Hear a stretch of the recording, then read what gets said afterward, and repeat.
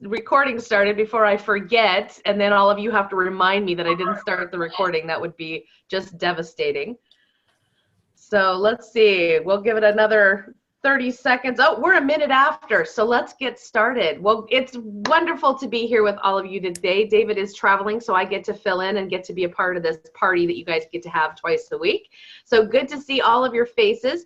We'll start with just some celebrations and what's going on, and we'll, again, for the sake of time, I want to make sure that we're succinct in our language, we're succinct in our stories, make sure that we get to the point quickly. We've got a lot of people on the call. I want to be mindful of everyone's time. I think we've got about 5 or 6 questions in the queue now. So Morgan's queuing those up and getting going. So, and I see a note.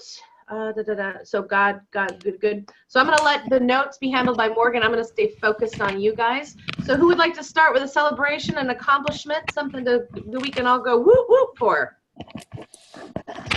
First. All right, Shawn, go for it. And if all of you would mute your microphones for right now, if you're not speaking, that'd be fabulous. Thank you. Go ahead, Shawn. Lay it on me. I can. Okay, so on the call the other day, I had a couple prospects that I kept, oh, call me back. David gave me some insight and information. I got them on the phone. I called them at the top of the hour. They picked up the phone. And I didn't let them get off the phone until I had another appointment with them. Now I have 3 confirmed appointments. People have proposals in front of them. Just 2 little things that David told me are as moving the needle. And what were those, just in summary for the benefit of everyone else? Well, one was to call somebody at the top of the hour, because then they think that it's their conference call and they pick up. And the second one was, don't get off the phone until you have that next appointment in their calendar and your calendar, and it's confirmed. I followed it up with an Outlook invitation. They accepted it. And so those 2 little things made a difference. Fabulous. So you've got 3 confirmed appointments, and you said all of them have proposals? All of them have proposals in front of them. One is probably 97% locked down. Okay. And the other one, the guy was going to kind of blow me off. And I was like, you know what, I'm going to put my sales hat on right now. And I just started bitching. And he's like, well, let me rethink. Maybe we will bring you in. Fabulous. Great to hear it. Good job. Way to take action. I mean, thanks. David and I both have said a million times, nothing happens without a conversation. So however you need to get to them with the outreach, I mean, the techniques that we have, there are many to choose from. Pick 1 or 2 or a combination for each person and just have that conversation. Because again, and I may sound like a broken record, I hope I do, because it's good for repetition to hear it. Bottom line, you're never after the sale on that first call or second call or third call unless you've engaged them. But if it's an outreach, you're after the conversation, you're after the discovery, you're after figuring it out. So all of these little tricks, like call at the top of the hour, don't let it slip away. Those are all ways to get in and just get the conversation, because people don't know what they don't know sometimes, and they have pain and they don't really know that you're a solution until you can talk to them. So great job. Awesome. Kimberly, you had a celebration. Yes, thank you. Good to see you, Teresa. Hi, everyone.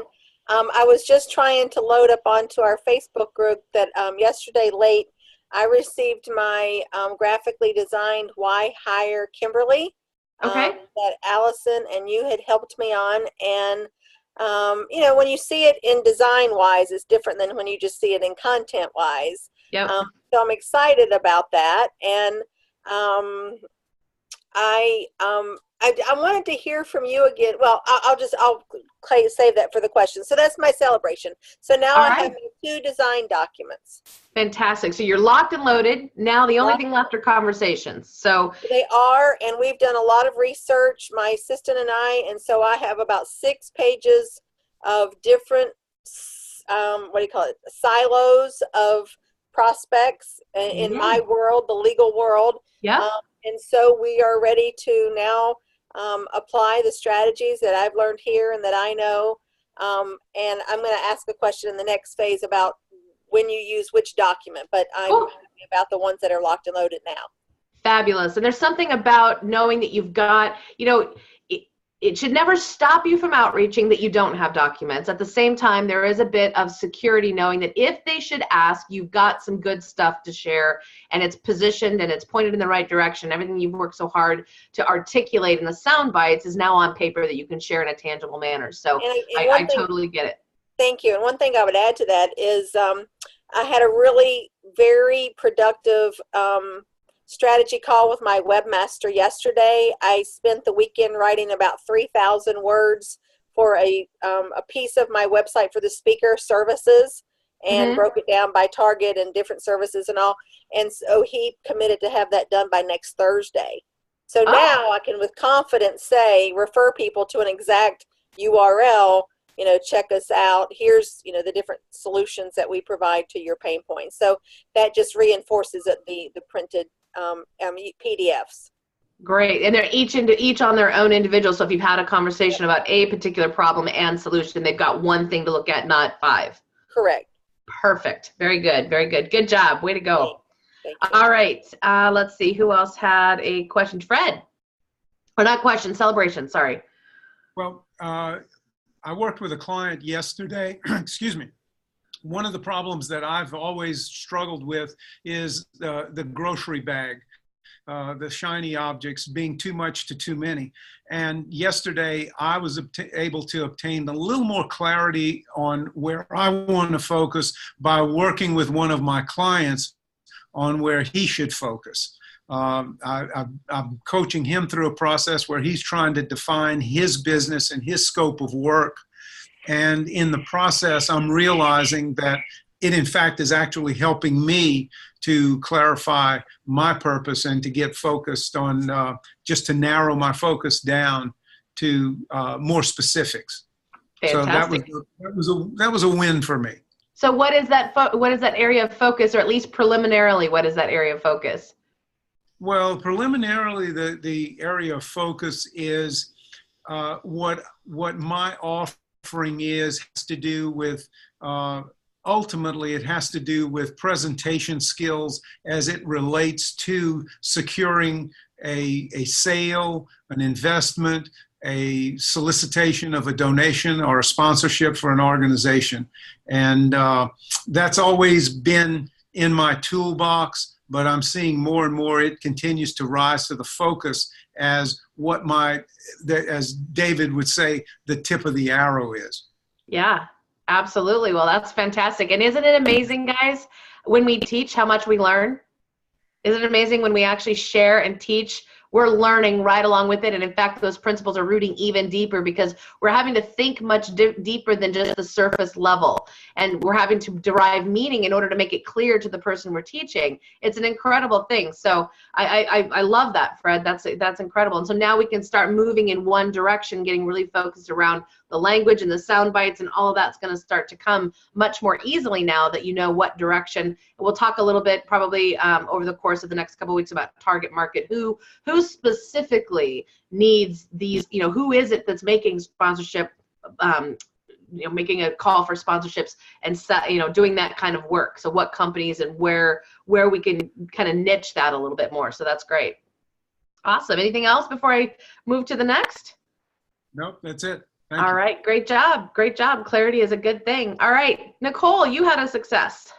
Hi, everybody. This actually started for me last week, and I'm just building upon it. Mindset is a big issue for me, and I'm working through it with everybody's help. But I heard somebody say 3 words last week that have actually kind of pushed me forward. And the 3 words are comparison kills confidence. And I thought, oh my goodness, that's what I've been doing. I've been doing these competitive scans. I've been on the calls and I'm listening to everybody's success. And I'm excited about your success. And I'm thinking, when is it going to be my time? When is it going to be my time? And I've had to step back and not compare myself to my competitors or my peers in the training. And I said, you know what? I'm just going to pick up the phone and make a call. And I did. And I had my script in front of me. I read the 2 sentences. And I ended with, is this a program that you might be interested in? And the guy was like, oh my goodness, well, I can't wait to tell my supervisor, send me something. So just to actually break through that first time And so I've made a couple more calls, and I'm at a point where I'm telling everybody who knows me as a speaker, yes, I'm not just doing health and wellness. I've narrowed it down to stress. Here's why, blah, blah, blah. And people are like, we just had a conversation about that yesterday. Could you come in and talk to us more about it? So I'm like, okay, I just got to open my mouth, and nothing's going to happen if I don't make the call, if I don't have the conversation. So I'm excited about that. I am so proud of you. That has been a big hurdle for as long as I've known you, is just that, you know, how do I open up the conversation? How do I have the conversation? Where do I go to find them? No one's going to listen. And, you know, you're not alone, Nicolle. I have these conversations with every client that's come through the program and those who are here. That outreach reluctance is real. And by just getting into action, that's where the conversations happen. That's where the results happen. So I am super, super proud of you. And you're right. It's amazing how receptive they actually are when you get on the phone with them. When you've positioned yourself humbly, you're not just selling. I don't know if I can be a solution or not, but here's what I solve. Is that something that would be of value to you? They have the opportunity at that point to say yes or no. And isn't it amazing how many people say, yes, I want to talk more? So now a couple of refinements to that. When he says, I can't wait to tell my supervisor, did you ask who that supervisor was? Yes, I do have his name. Fabulous. Did you get an email, or did you ask for permission to contact them directly, or at least have a conference call when he talks to that supervisor? You want to make sure that you're not leaving him out in the lurch to sell you, right? I don't want you to have to, you know, the person you were talking to, I don't want you to have to bear the burden of having to talk about what I do. Would it be possible to do a conference call with him? I would be happy to share the same information as I've shared with you and maybe take that one step further. Okay. So, and whether or not, or alternative to that is, when will you be speaking with him? And when can I follow up with you? And that's the date you get on the calendar, because now you're committing him to that actual conversation. He's not just kind of pushing you off and saying, well, I can't wait to talk to him. And then 3 weeks go by and goes, oh, I just haven't had a chance, because it's not a priority for him. Right. Right. So okay. Kind of obligating him to having that conversation, the permission to follow up with him, or the permission to actually contact that supervisor directly. Got it. So, okay. But great job. You're going in the right direction. That's awesome. Way to go. All right. Well, I think that's all of the notes I had. Anybody else by a raise of hand with a celebration you want to share real quick before we hop in? All right. Robyn.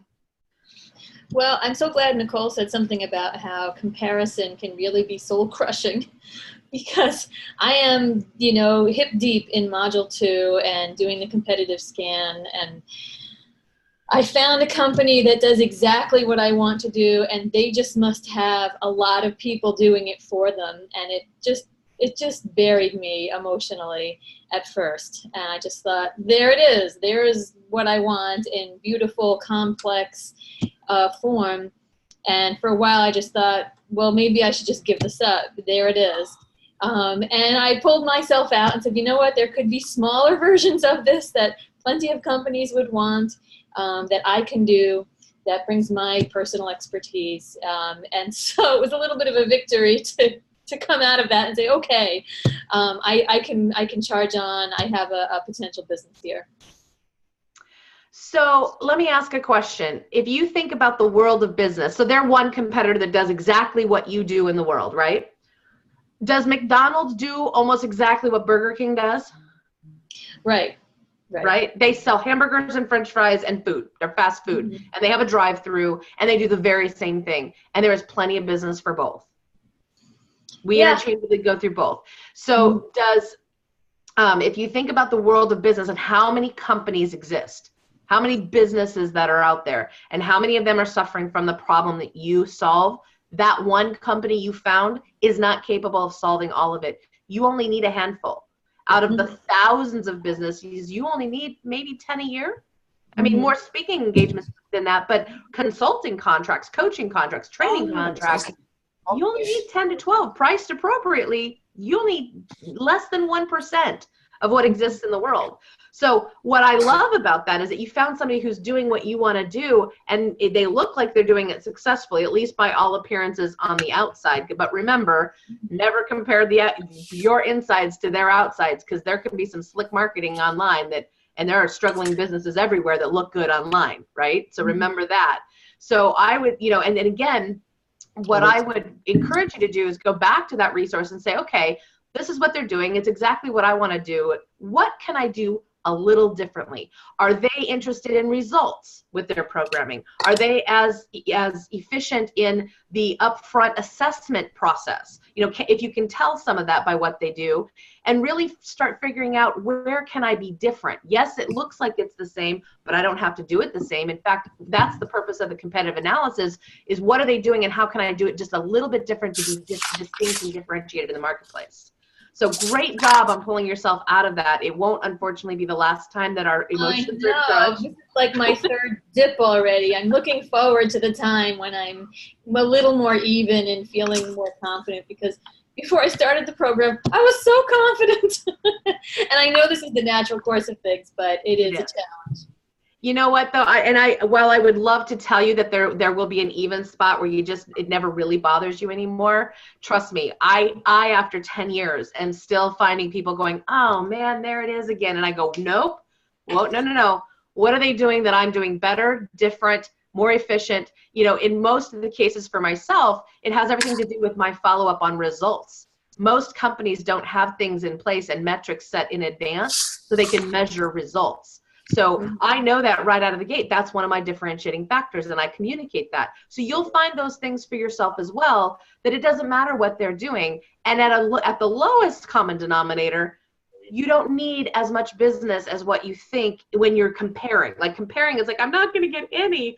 Oh my gosh, those companies that you can help don't even know your competition exists, right? So it's just a matter of sorting that out and being real. And then again, using those to pull yourself out, because you'll go there again and again and again. It never goes away, but you learn how to come out of it more quickly. I think that's the key. So just to set expectations, we all suffer from it, unfortunately. And, just don't suffer from it too long. I'll try not to. Thank you. Great job, Robyn. Way to go. Great mindset piece. All right. One last call. Any other celebrations?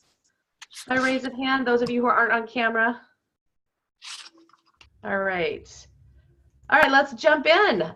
Marc, I have been traveling. Did you send your documents through support at Do It Marketing, or did you send them directly to me? To support? Okay. I will take a look at those. I'm back today, and I've got about an hour dedicated to catching up on email and going through all of my support tickets, so I will make sure I look at those today. Okay. Cool? You know what I'll do is I'll send you, I've made some slight changes based on Module 1 and some with Module 2. So don't look at the one I send you. I'm going to send you a new one after our time together today. Perfect. Do me a favor and just email those to me so I differentiate them between what's in the support document and what you're going to send me today.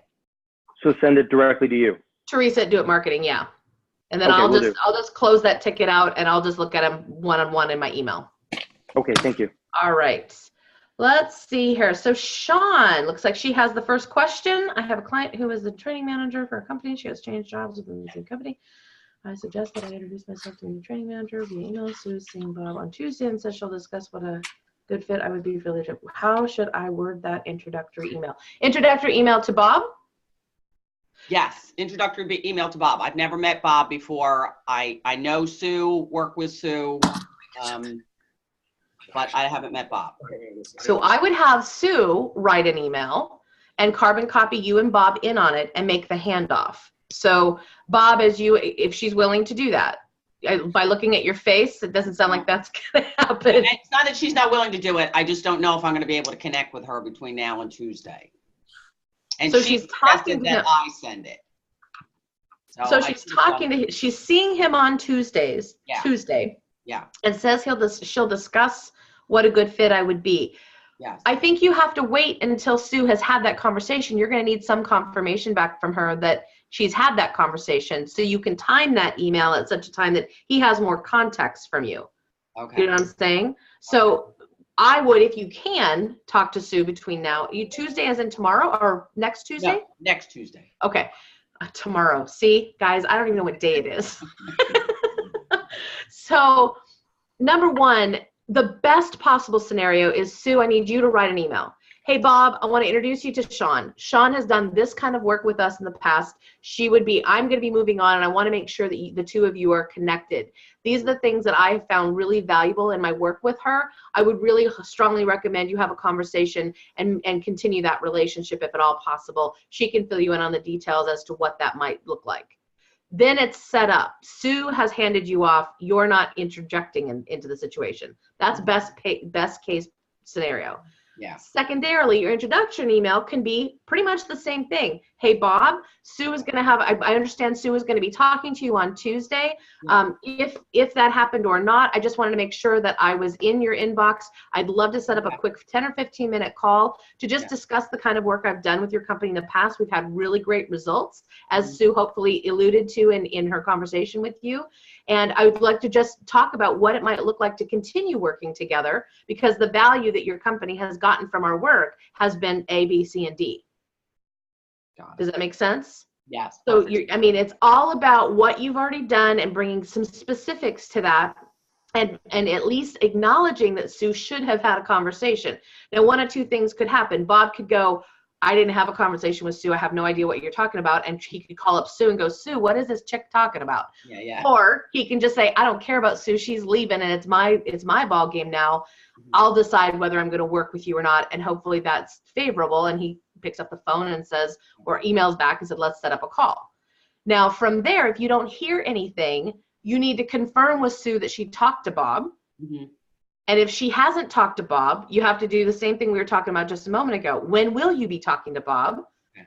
When will that conversation take place? And then you do need to wait until that conversation has taken place, so you are set up and you're not just, and again, it's not that you're being a pest, but because someone has made a promise, you want to do all your best to make sure it's timed, so you're hitting them at the time that he's talked to that person. Does that make sense? Mm-hmm. Yeah. My head's a little discombobulated today. I don't feel like I'm making sense. So two approaches. If you can get a hold of Sue, that's the best possible. The secondary is to send an email, and you can listen to the replay, because again, like most of you who have worked with me, I say things and I don't remember what I just said. So it just comes. It's a good thing we're recorded on a regular basis.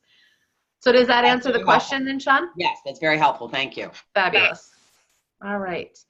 And Marc has a question. Hang on, I'm just kind of feeding through here. Morgan, who's next in our queue here? That's Shawn again. There's Patricia. Was Patricia next? Morgan, just confirm that for me, please. All right, thank you. All right, Patricia, we'll come back to you. Actually, I'm going to let Morgan do her job. Morgan, you just keep them in order for me. I'm going to keep scrolling down. All right, Patricia, you're up. Great, thank you. I'm speaking at an event that I booked in advance of registering for the course. I'm still in module 1 and 2, and of course we haven't had our first call yet together, and that's happening this next week. Yay. And my question is, what do you recommend to maximize this opportunity? So I'm feeling a little bit, I think it was Robyn who said that she's feeling like, I'm feeling the old pattern and then the new way, and I'm feeling like, do I just, I want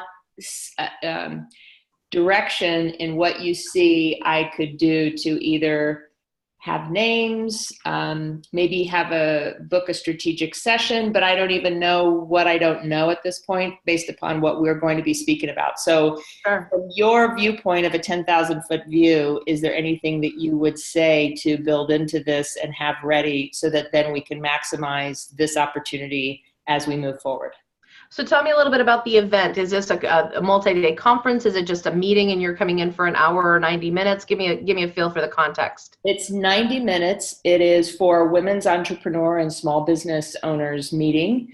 It is a day after a huge women's business conference. It's being really promoted as the after party from the women's conference, where everyone's going to be on a high, and yet how do they take that high and gain traction in their business and keep the balance and keep the mojo moving forward. Awesome. And that's what I'm coming in to speak about. All right. So you are the action taker. You're the tactile ingredient to taking all this amazing information and actually putting it into a plan. Would that be correct? Correct. All right. So that is absolutely, in my mind, in my world, that would absolutely be a strategy session, or mini work sessions in the group that you can attach a couple of tactical things you can get them doing, and do it maybe as group work and give them a taste of how you work. And then they can continue that conversation offline. And of course, in booking strategy sessions, and I would bring a mechanism to book those right there while you're there. You know, pull open your calendars. Let's continue this work. And maybe it's a 30-minute strategy session individual, because if you have them working in groups, you're still that group dynamic, and they're going to need more specifics. So it's, and I don't know what your presentation is entails. Do you have that worked out yet? No, not fully. Okay.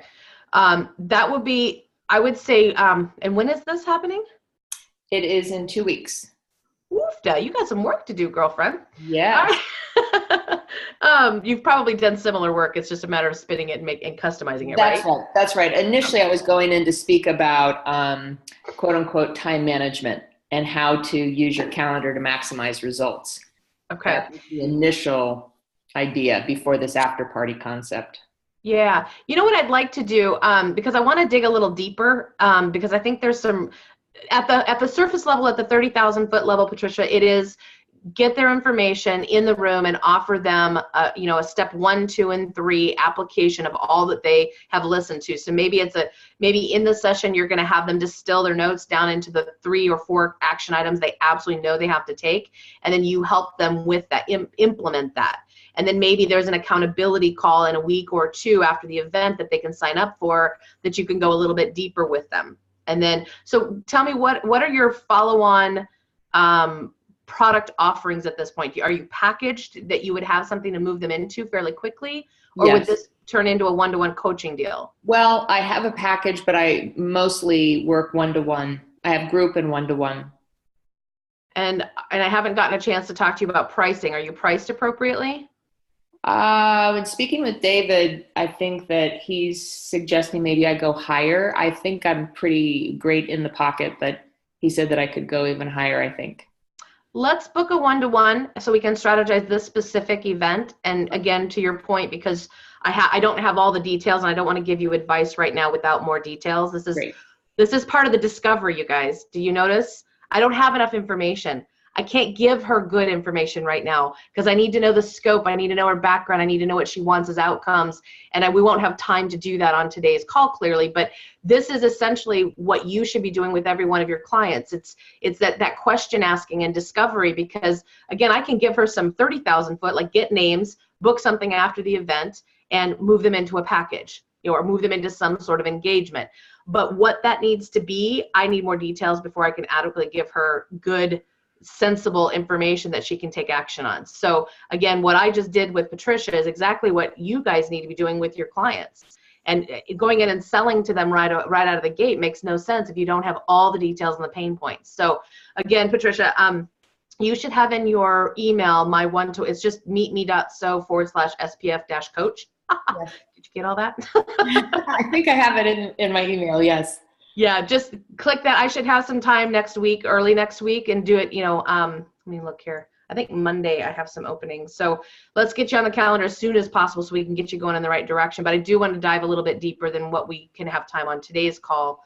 But essentially, for everyone's benefit, when you're going in to give a presentation, anytime that you can shift that presentation into obviously customized content, which most of you all do anyway, it's about feeding that next step, because you're conveying value while you're at the conference, seminar, presentation, absolutely.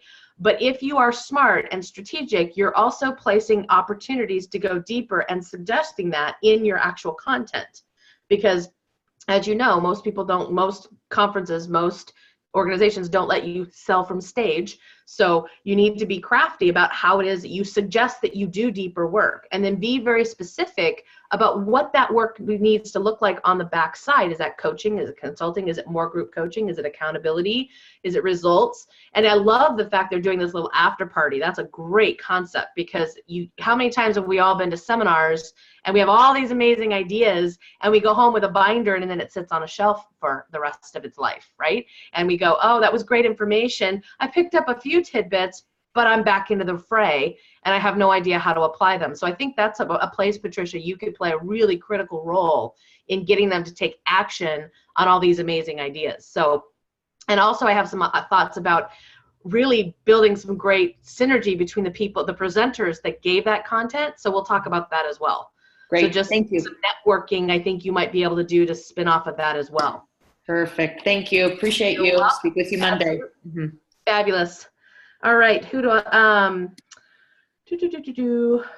all right, I have to listen to my boss. She says the most recent is the one I need to pay attention to. All right, Omar, is having your direct mobile number on your collateral poor positioning in the hiring process, or is this a problem I'm making up? Omar, tell me a little bit what you mean about in the hiring process. Are you talking about submitting for speaking engagements and contracts and things like that? That's right. So looking on the website and speak sheet and so on, if you have a direct number as the speaker and trainer or facilitator yourself, is that I know in the beginning you just got to do it, but is that a positioning problem? I mean, when you're approaching someone and they just get you directly as opposed to like a middle person or a different number?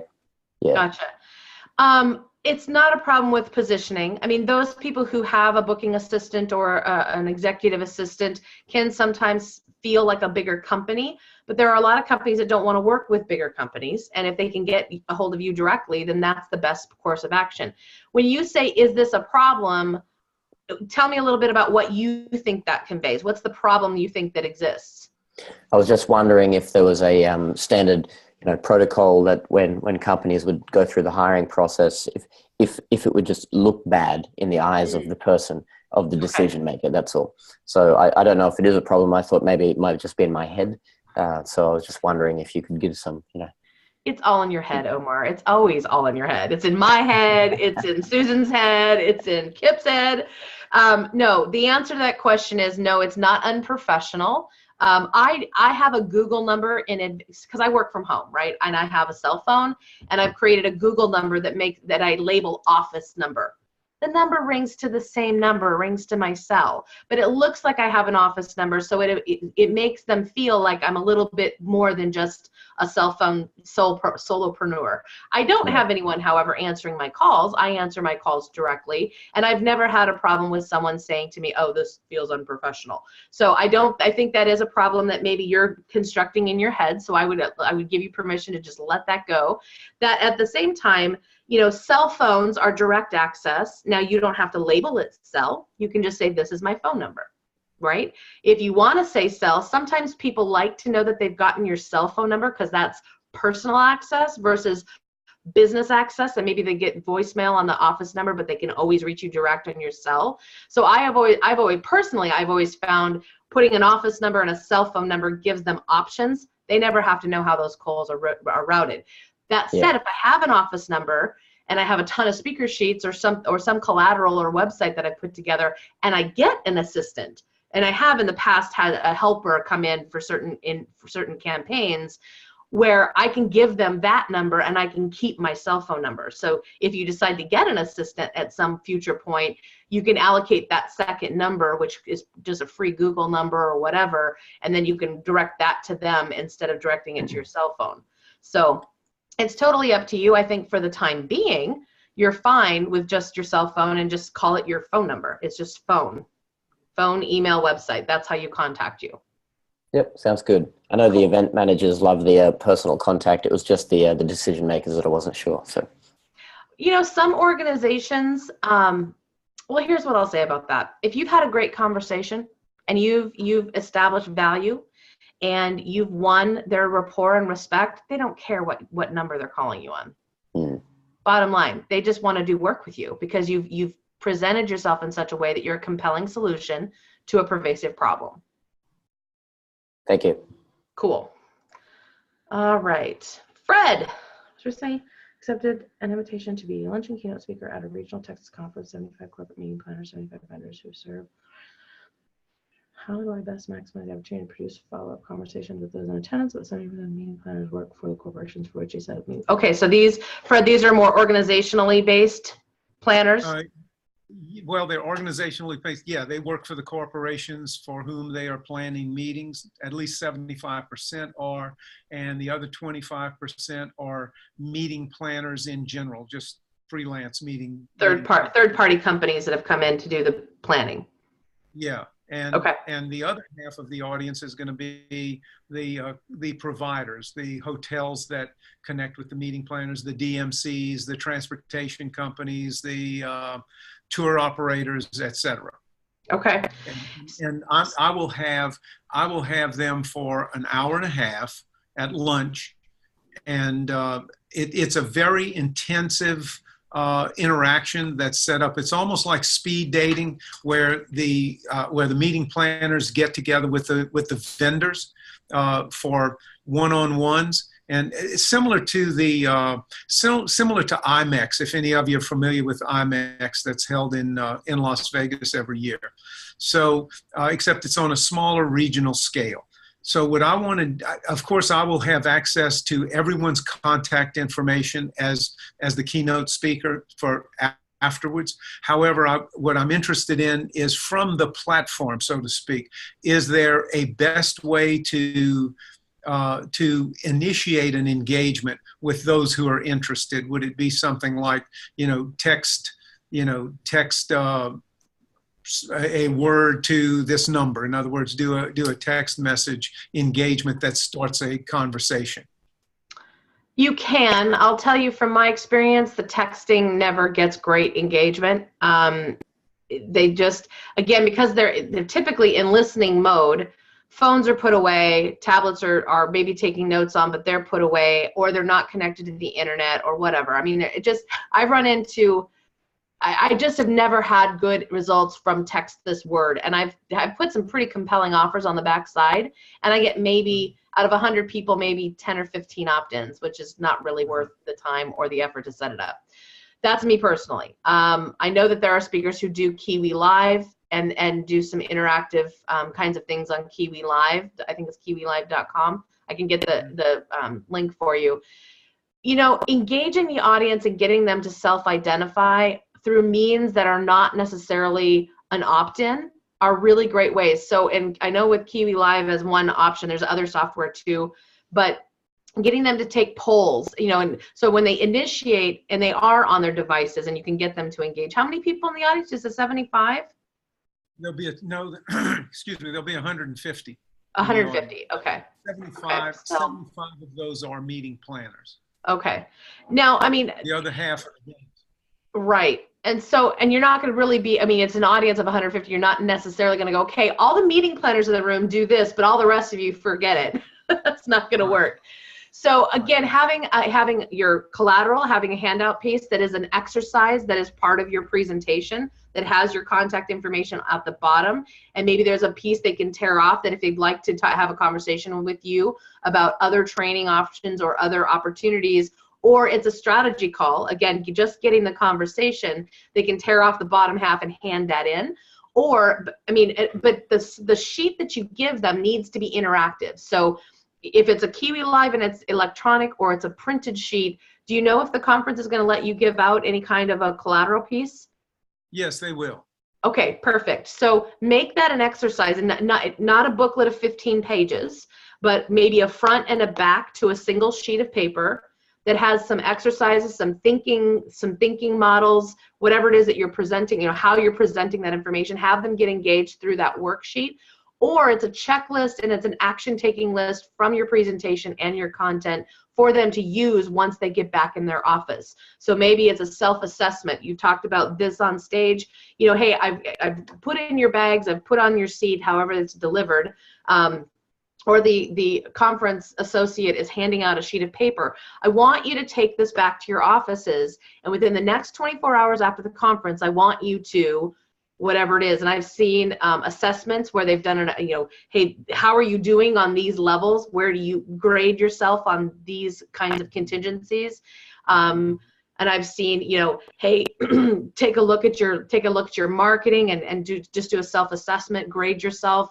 or it's, hey, have these conversations with these people, whatever it is that they can execute and take action on, have that on that sheet. Now, part of that sheet, of course, is also your contact information and maybe just a very, very short call to action. If you'd like to go deeper or have a 10 or 15-minute call about what these kinds of things can do for your organization, give me a call, and then they can get in touch with you. If you already have the contact list, now that's now on you. So now you can compare with who engaged, who handed in sheets, or who wants to go a little bit deeper and that they self-identify at the event. And then you can mark those in a CRM or however you're keeping that list, and then go after the rest of the people. Hey, was great to have you in my audience. Really appreciate your attention and your participation. How did you find the exercise? Have you completed that yet? You're following up on the thing you told them to do, so there's a bit of accountability there. And again, I don't know what the specifics of the actual presentation is, so I'm speaking very generally, Fred, but really at the end of the day, you need to follow up on what you told them to do and say, if you have any questions or I can help you take this into your organization more deeply, feel free to set up a call. I'd love to have a conversation with you. 5 or 10 minutes is all it would take to figure out if this would be of further value for you.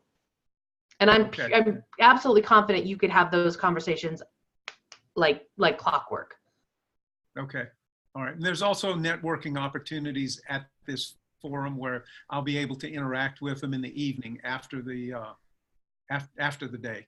That was going to be my next question, is what access do you have to these same people in the hallways, at lunch, at dinner, at the reception, what have you? Are you staying till the next day as well? Yes. Okay, so breakfast meetings. It's basically a one-day event, but there's a wrap-up networking session at the end of the day that I'll be present for. Okay. Yeah, breakfast meetings. Hey, it's kind of noisy here. We're not, I'm not able to really get too deep, but I would love to set up a quick breakfast meeting with you tomorrow if you're staying. Being able to have them almost have a meeting and a consult right there on site. Anytime that you can engage them immediately and not just leave it. It's really easy to take a business card and say, hey, I'll call you later. It's like 2 aspirin, call you in the morning kind of thing. But if you can work that meeting and have 10 conversations with people on site, I bet you could book business just right while you're there at the event itself. What would you think if I offered a roundtable breakfast for X number of people the next day? Say if you're interested and we'd like to have a little roundtable meeting where we can dive deeper together. I'm hosting, 10. So if you're interested, meet me, at this evening and we'll sign you up. First come, first serve. Absolutely. I love that idea. Would you also pay for breakfast? Sure. There you for go. That group, I would. That would be phenomenal. Now they're coming in for this one day, so if they aren't staying, you'll miss some people. But again, if you've got those other mechanisms in place, you can gather that information. You have the list that they're going to give you. Now you've got possibly 10 people who self-identify as being really hot leads, and now you can give them more content, more instruction, and build those relationships deeper. I love that idea. Okay, good. Thank you. Awesome. Good job. I can't wait to hear you say you booked 8. 8 people, Fred. 8 new people with hot leads and proposals. Got it? Good. It's in September, so I'll let you know. Dang, that's too far away. You got to plan ahead, right? You do. Well, good job. Yes, definitely keep me, and I'm going to put that on my calendar as a follow-up with you. Good. All right. Let's see here. So Fred and Robyn, in Module 2, speak strongly against the word coach. However, all of the companies that I've found that provide workshops for returning from maternity leave use the word maternity coach. When do I work with an interest in place? Do you think I should do what others are doing here and use the same language and say maternity consultant? Hi, Robyn. Again. So consultant and coach, either one of those words, here's what I would tell you. You don't need a title. I mean, you really don't need a title for someone to work with you. What you need is that outcome that you provide, and you work with, you coach women, but you don't necessarily have to be a coach. And so a lot of people, a lot of people come and they say, hey, I'm Robyn and I'm a maternity coach, and somehow we feel like we have to have some kind of title, some catchy title or whatever. Really, I'm Robyn and I help companies I help companies reacclimate women coming back from maternity leave. I mean, that's what you do. So are you talking? I'm sorry, I wasn't thinking of it in terms of a title. Okay. It was more of a program that the companies that I've seen online, they have, you know, a one-day program or an online module, and then they offer 3 months of one-on-one maternity coaching. So my question is, do I still call it maternity coaching?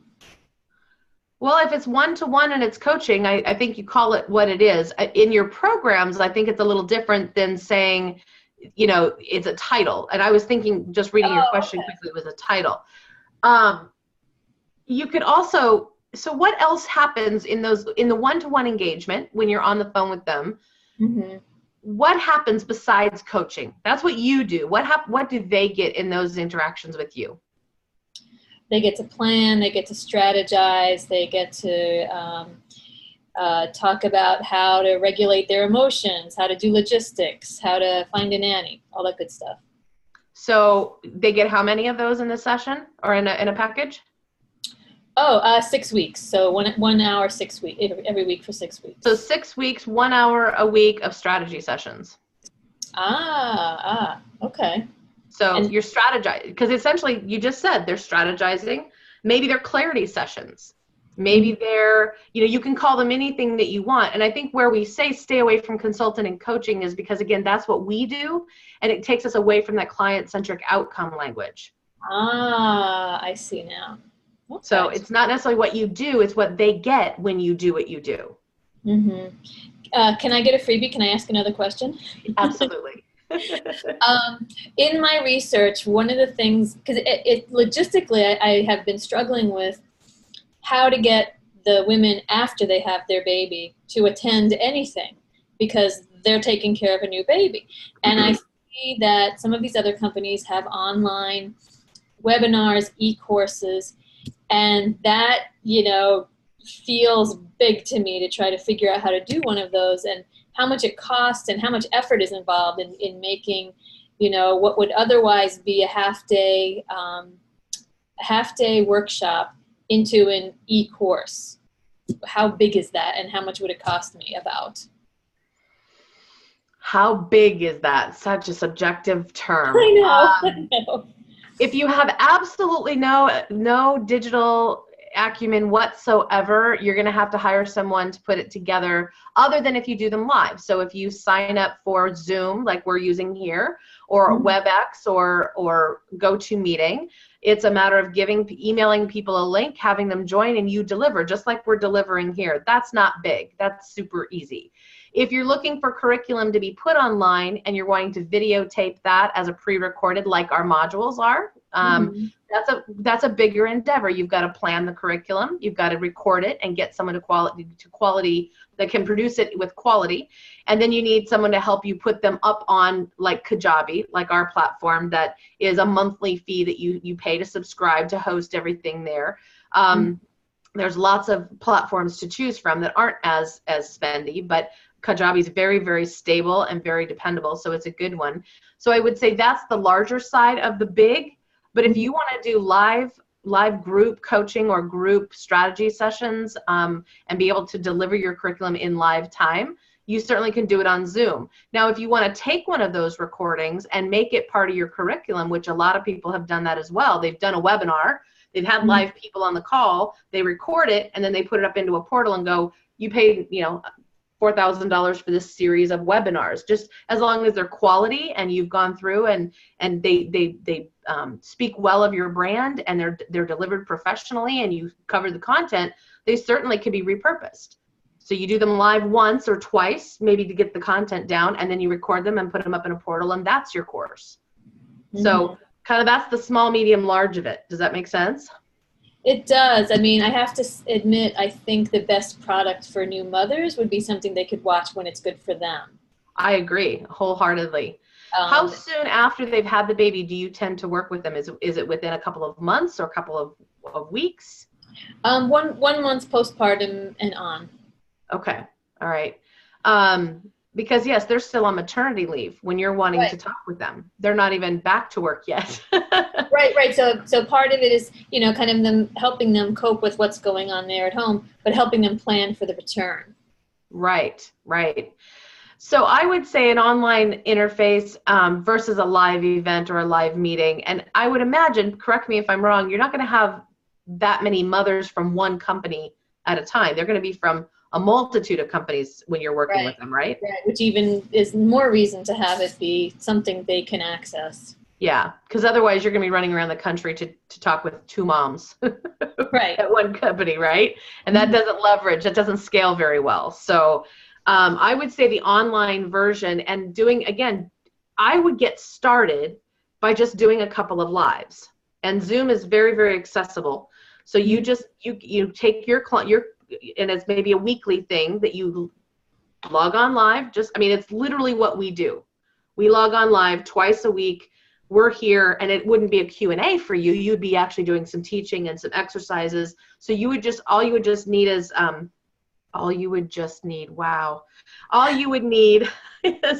link to any worksheets, downloadables, PDFs, things like that you would want them to engage with.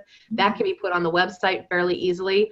Or if you have them in a Dropbox, like you store them in an online cloud, you could offer the link up in the chat box as soon as they log on.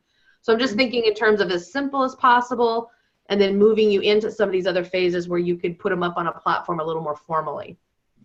Mm-hmm. Okay, it's still you know, an overwhelming thought in terms of I feel like I've just been preparing for the last couple of years. I mean, I was in academia. I was a professor for 15 years, and I quit 3 years ago. I wrote a book, and it was published, and I've been preparing my talks. I've done a lot of media. I've been on radio and TV. So I thought I was like just about ready to launch, and now it's just disheartening to think, oh my God, how much work. I mean, I would enjoy the work. I enjoy making curriculums, but work and cost are a little overwhelming at this point. So let me ask you, what's overwhelming to you when I say get on a Zoom? So it's about $14.99 a month, you know, in order to have unlimited, minutes, because otherwise the free account is like 40 minutes. You got to keep your presentations pretty short. So about $14.99 for the platform on Zoom. An email to the people that you're contacting or that you're working with. Wait a minute, you switched. There you are. And getting on live, sending out a link to join the meeting. And then do you have 30 minutes worth of content now that you could start to deliver? Do you have just a process, like a step 1, step 2, step 3? Not yet. Okay. How long do you think it would take you just to, on paper, just like a mind map or a sketch of thinking through, okay, new mom, 2 weeks after, month after birth, what do I want to know? What do I want her to know first? I want her to know this. Oh, I mean, to come up with one 30-minute one, I mean, it would take me a day to come up with a good solid outline. Spend the next 3 days to come up with your first 3 and take it from there. That's it. You're just going to take day 1, create day 1, do day 1, and then and then you're a week ahead. Again, if you have 2, if you can do week 1 and week 2, if you're doing like a weekly, again, this is just to get started. Because what I heard you just say is that you have all this preparation, you have all this stuff you've done, and it feels like you can't execute. And I want to encourage you can execute. You just can't execute in this big way that our brains like to take us to. We just need to size it down a little bit, bring it down in one executable step, which for you is 1 week or 2 weeks of content preferably. And when you're done with week 1, you're creating week 3. You're done with week 2, you're creating week 4, and you're always just 1 week ahead of where you're taking them. And by the time you're through 6 weeks or 12 weeks, whatever, for the online portion, and maybe some of the coaching that you're doing right now, you just have to size it down a little bit and spread it out over 2 weeks. Maybe the content you take isn't your hour session, it's a 30-minute session, and you leave 15 minutes for Q&A. Because remember, they're busy moms. They're not going to have necessarily an hour or an hour and a half for an online webinar. They're going to have babies crying. Right. And breastfeeding to do, and a little good chunk they can take away. Yes. Yes. Okay. And so here's and again, so you sit down. If it's going to take you a day, it's going to take you 2 days to create 2 weeks of content. Just start there. Have that in front of you, and then execute week 1 and start working on week 3. And you keep that up until you have 6 weeks, and before you know it, it's done. Right. And even if you only have 1 or 2 people on the call, you've got your curriculum developed. Right. Right? Does that feel a little more manageable? That does. That does. So when will you have week 1 done? When will I have week 1 done? Let's say Tuesday. By Tuesday, I'll have week 1 done. Okay. When will you have week 2 done?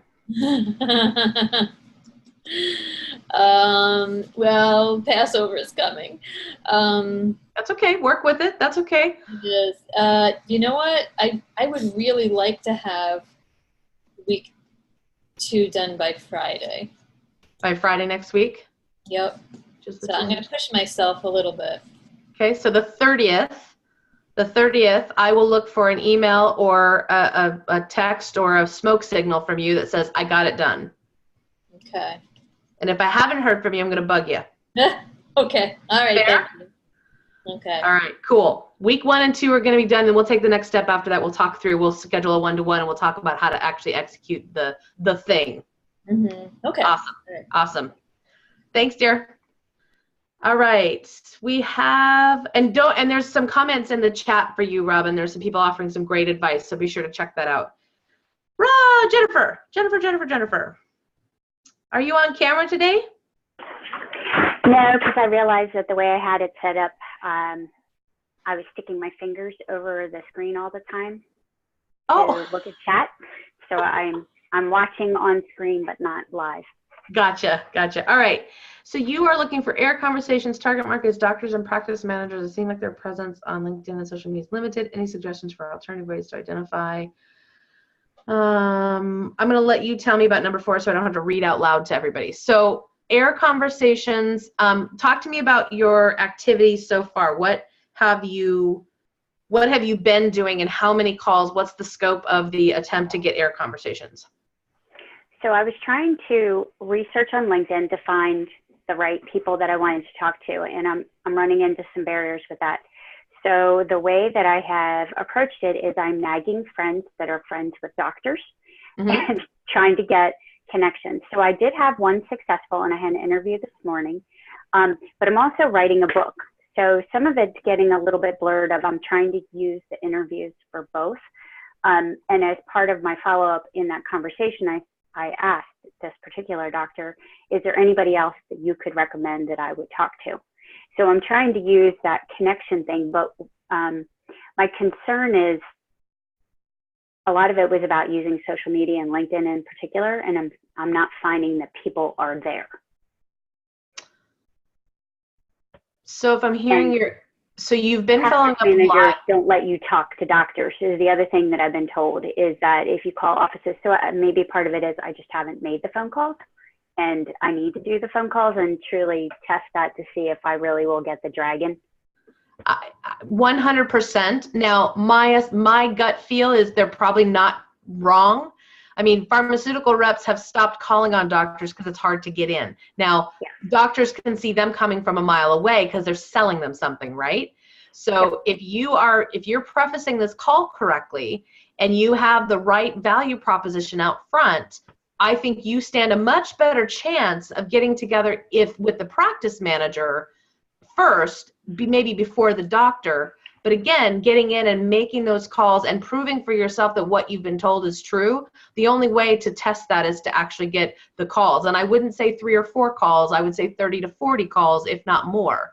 I mean, it really is about taking a cross section of your target market and saying, and again, I say calls, you guys, and I never mean literally cold calling. What I'm talking about is outreach, emails, LinkedIn, and I hear what you're saying is about the social media, and I'm going to go there next. But I'm talking about any way that you can get in the door, even if it's a letter, a note, an article that has something to do with what you are talking about, and a sticky note that says, the clients that I work with, this is becoming a real issue. I would love just 10 or 15 minutes to see if I might be a resource and see if you too are having challenges with this. I just spoke with somebody this morning about, taking literally taking a article out of a magazine, ripping the actual article out, either copying it or sending the original page from the magazine with a sticky note in the mail. Now, if you can't get on the phone with them, you're left to you have to have some other device to try to get in to have a conversation. And because we're asking for AIR, or for article, I need your expertise because I'm submitting an article to said ABC magazine, whatever industry magazine that you can get it published in or sent to be published. And maybe with doctors, Jennifer, your way is the interview strategy because you want to interview them about their situation and you need their expertise and you can appeal to that ego sense versus you have a problem in the practice because the practice manager is probably most concerned. And are these private practice or are you looking to work with networks within hospitals and the healthcare? I am not limiting it to just independent practices because I don't know that they will spend the money for having resources. I think that some of those will come through conferences. So I see it more probably health systems. Okay. And so even some of this is trying to figure out who's the right person within the health system, because then you're talking much bigger corporations, of course.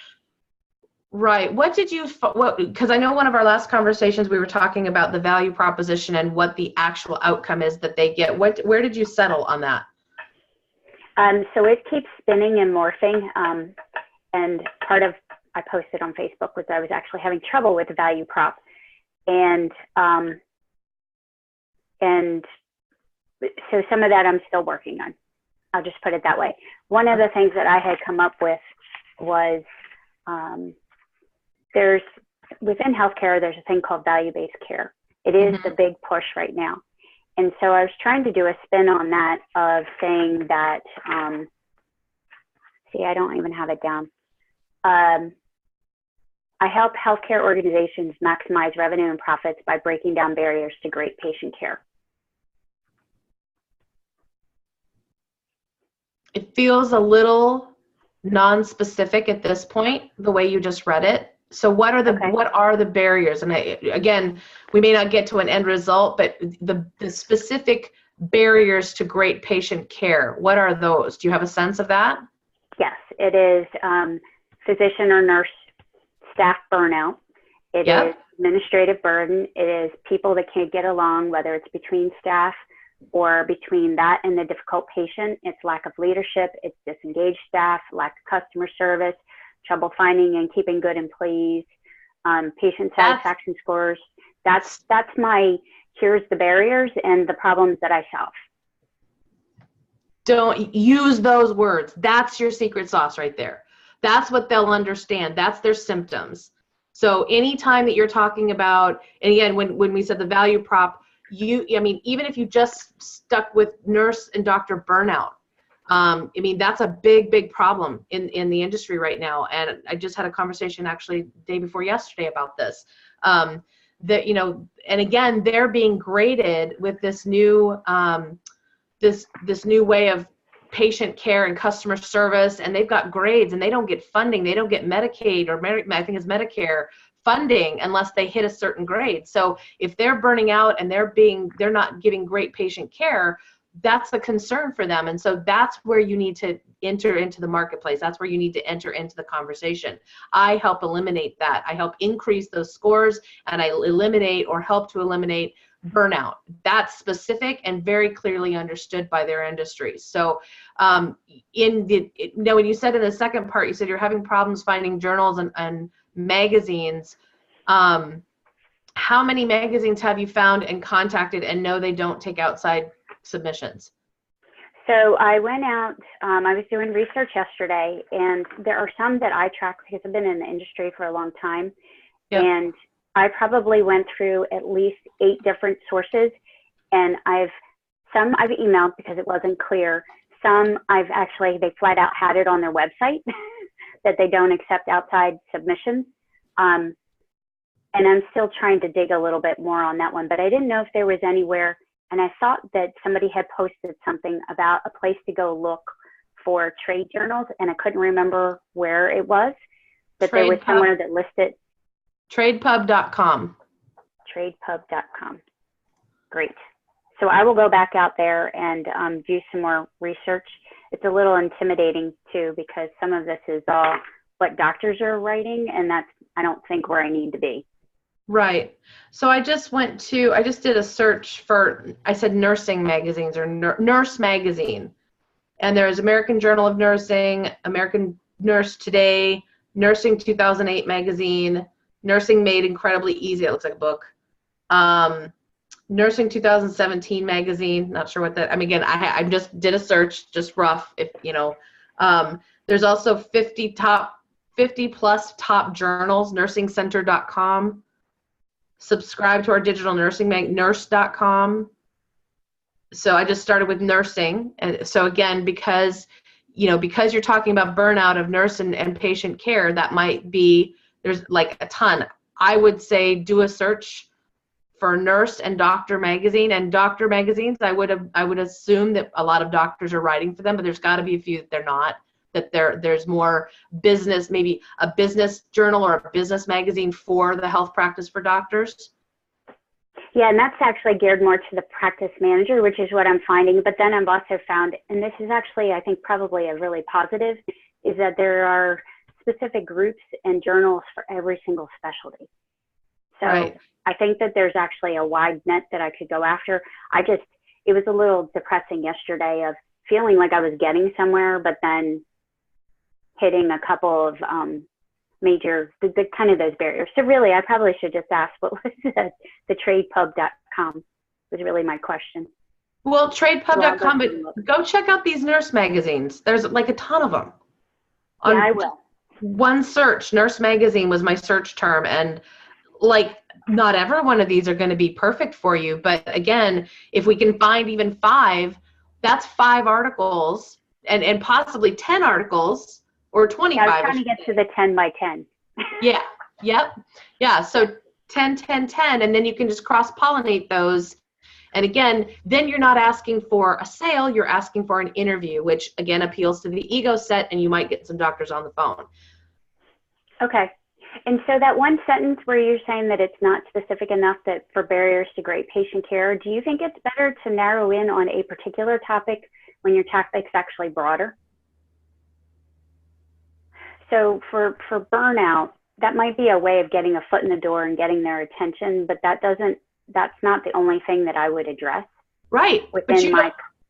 But you don't need them to know everything you need to do. You need to get in the door and have a conversation, so then you can tell them everything that you do. And is there a difference between using that when you're talking to your potential target market specifically as opposed to a meeting planner? A meeting planner will understand burnout before she'll understand boundaries to patient care. Okay. Because she's not in the market. I mean, while some meeting planners specialize in healthcare meetings, they probably have some level of understanding. But for those meetings that a meeting planner is not in the industry, hearing burnout, that's a unilateral term that a lot of companies use. She would identify with that.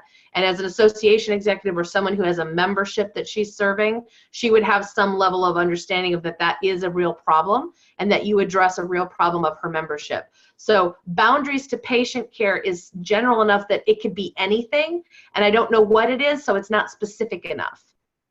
Okay, good to know. Yeah. So, yeah, definitely do some research on the magazines. I think, again, for this market, that's going to be a better approach. Air conversations are great too, but if you're not getting in, and again, if you haven't made the phone calls, we don't really have a good cross section of whether or not that's a true statement that you can't get on the phone or not. I think you need to prove that, and then we can go back to the well and see if we can pull out another trick out of the bag. Okay. Yeah, I like your outrage reluctance. I think that's me. We have all suffered from it before, so it goes with the territory. That's not specific to any one person. But the more conversations you have, the more proficient you get at being able to describe quickly what you do, and the more success you have from the people who are talking to you on the other end of the phone, the more confidence you gain. And you can't get to the confidence until you get on the phone. So the outreach reluctance is always based on those brain bullies in our head that tell us we're being a pest. We're not going to be valuable to them. They're going to tell us no, blah, blah, blah. And we just need to tell the brain bully to shut up. Got it? Gotcha. Yep. Shut up. Stop it. All right. Thank you, Jennifer. Let me know how you go with what you've got here. Just keep in touch with me by email, okay? Okay. All right. Thank you. All right, I'm scrolling down here. Yeah, and I know I had a really long, I probably write too long. The other part is actually tying into some of what you just said, and it came up while we were on the call. What's the best way to use, and maybe that's an FAQ and not to be tied up in here because I don't want to take too much time. How's the best way to set up the one-on-one calls with you versus using support versus using this meeting? So if you have documents to submit, those go to support. If you have things we need to look at, if you have questions, they can go to support too. And going to support means you're going to get David and I's eyes both on it. It's not going to land in my inbox and be waylaid with my travel that's been happening this last month. So if David can get to it before I can, it gives you a better chance of getting one of our two sets eyes on it instead of just waiting for me to get back to you. As far as the calls with me, that's just through the link that was provided in the welcome email. Meetme.so. Morgan, can you type that into the chat box for me, please? I have it. I just don't want to waste my 4 calls. Oh. I'm trying to figure out what's the balance, and I know it's specific to each person, but what is there a general sense of when's the best time to set up coaching calls? When you have an action piece you don't feel like you can execute without my help. So if you have something, so last time we talked about target market, kind of went through some of the possibilities of the solutions, and it sounds like you've got a nice list now, so you're secure in that piece. If we need to role play, if you've got calls booked and you want to role play and you want to actually go through a few trial conversations. Otherwise, what's the follow-up emails if you need to wordsmith, documents? Where are you at on your documents right now? Your speaker sheet and your 8 reasons. They keep going through iterations because I did send something in and got some feedback and trying to get the clarity of what it is that I'm offering. And so some of that's still evolving, and so I haven't even started the one sheet. Well, that's not true. I've got some thoughts, but not very far. Okay. So I would say your next call, and again, they've come at all different time frames. Some people go away and work a while, and then they come back and we get on the call for 30 minutes, and that's the next step that they need to move forward. I've had role play, so it's hard to say what it should be. I think it needs to be whatever it is that you need. And if you're at a point right now that you're saying, Teresa, I can't move any further, help me find some magazines, help me role play. If that's the next step, then let's get it on the calendar and let's work through that. Okay, thank you. You're welcome. Talk to you soon. All right, Marc has some questions about what the elements on the speaker reel should be. So where are you at, Marc? There you are. So I've been picked up by a new bureau out of San Diego, and I've sent them all my stuff, and they love everything. And they've said, well, send me a speaker's highlight reel. Now, right now, I have some videos of my presentations on my site, but they're the full length. And I also have sort of a mini video, which just kind of talks about who I am, what I do, my perspective on things, and saying, hey, I'd love to work with you. Just kind of a warm intro video. I don't really have a quote unquote speaker's highlight reel. So doing the whole competitive analysis thing, I went on and I've seen a lot of different versions of this used by a number of different speakers. Sometimes it's just, 2 or 3 minute clips edited together with a little bit of background music. Sometimes they bring in a third person, or I guess a second person to do some voiceover stuff. Sometimes it's them doing their own voiceover and intro. It's all kinds of stuff. And I'm just wondering if there's a certain formula or any input you could provide to, get me to hit a home run at my first at bat, because I don't really want to go through all this effort and create it and then find out it's really not doing what it should, and then have to redo it. So I have several responses for this. So first of all, good that you got a bureau, but you're not counting on them, right? No, but you know what? I've realized it's probably, for a while now, even before I got picked up by them, I've been sort of toying with the idea of creating something a little more solid with regards to a 3 or 4 minute video that they could get a real taste of how I speak and present. Right. Yep, I'm going to go into the video in just a second. This is my reason to do it, I guess, my catalog. Yep. I just want to make sure that the bureau, because you got picked up, while that feels exciting, remember that's still not reliable, because you got to wait for them to produce something for you. If they produce something, that's a great thing. Woo! Icing on the top. But I just want to make sure that your mindset is still very rooted in the proactive activity that you're going to use to go forward to build the business. Is that? For sure. Awesome? Yeah, I'm not waiting by the phone. Yeah. All right, perfect. That's what I wanted to hear. So the second part of that, when you send any video to a meeting planner or someone who's considering, they want to know that you're not a schmuck. They want to know that you can hold the room. They want to know that the way you communicate is clear, concise, and people can understand that if you can show it, that there's been engagement, that the audience is engaged, they're a part of the presentation. They want to know that if they put you on the stage, they're not going to look like a fool. So how that happens is, as you saw, is a myriad of different ways. What I would actually do, because this is a bit for the bureau that picked you up and they're asking for a sizzle reel, ask them what they need to see. What do you, in your relationships with your clients, what specifically do you need to have contained in it? And go back to them and say, I have demo videos, I have full content. Do you need it to be a 3-minute video? Do you need it to be a 5-minute video? Because I've talked to meeting planners and some want a full-length video, like 30-minute presentation, and they'll go in and they'll watch at mark 30, 45, 2 minutes in, 5 minutes in, and 6 minutes in, and see how much consistency in presentation style there is. And so that they don't watch the whole video, but they'll fast forward it, and they'll figure out what they saw at each of those points, right? And they're looking for engagement with the audience and all that other stuff. Other people are like, give me the first 30 seconds. I can tell you my impression in the first 30 seconds. So a 3-minute sizzle reel that you paid $3,000 to have made, they got what they needed in 30 seconds. So depending on the meeting planner, and again, that's just like prospecting to organizations. Who's the decision maker? It's something different for every organization. Your speaker reel is also like what components have to be in it. There is no secret sauce or science to it. That said, for who you're talking to, so because this is specifically for a bureau, they may have a very specific idea about what they want to see, and I think you need to be clear on what those expectations are. Beyond that, if you can show 2 to 3 minutes of a couple of different or 3 or 4 presentations, along with maybe some statements that say this is what I work on, so there's some value prop in the text that you have mixed. If you are going to do like an actual mixed speaker reel, I would have all those elements in it. But again, until you know that you need it, don't spend the money on it. Find out from the bureau what they want first, and then go back and create whatever they need. If they say, well, we just need to see you presenting for 3 minutes, great. Take one of your full-length videos, size it down to 3 minutes, the best 3 minutes of that presentation, and give that to them.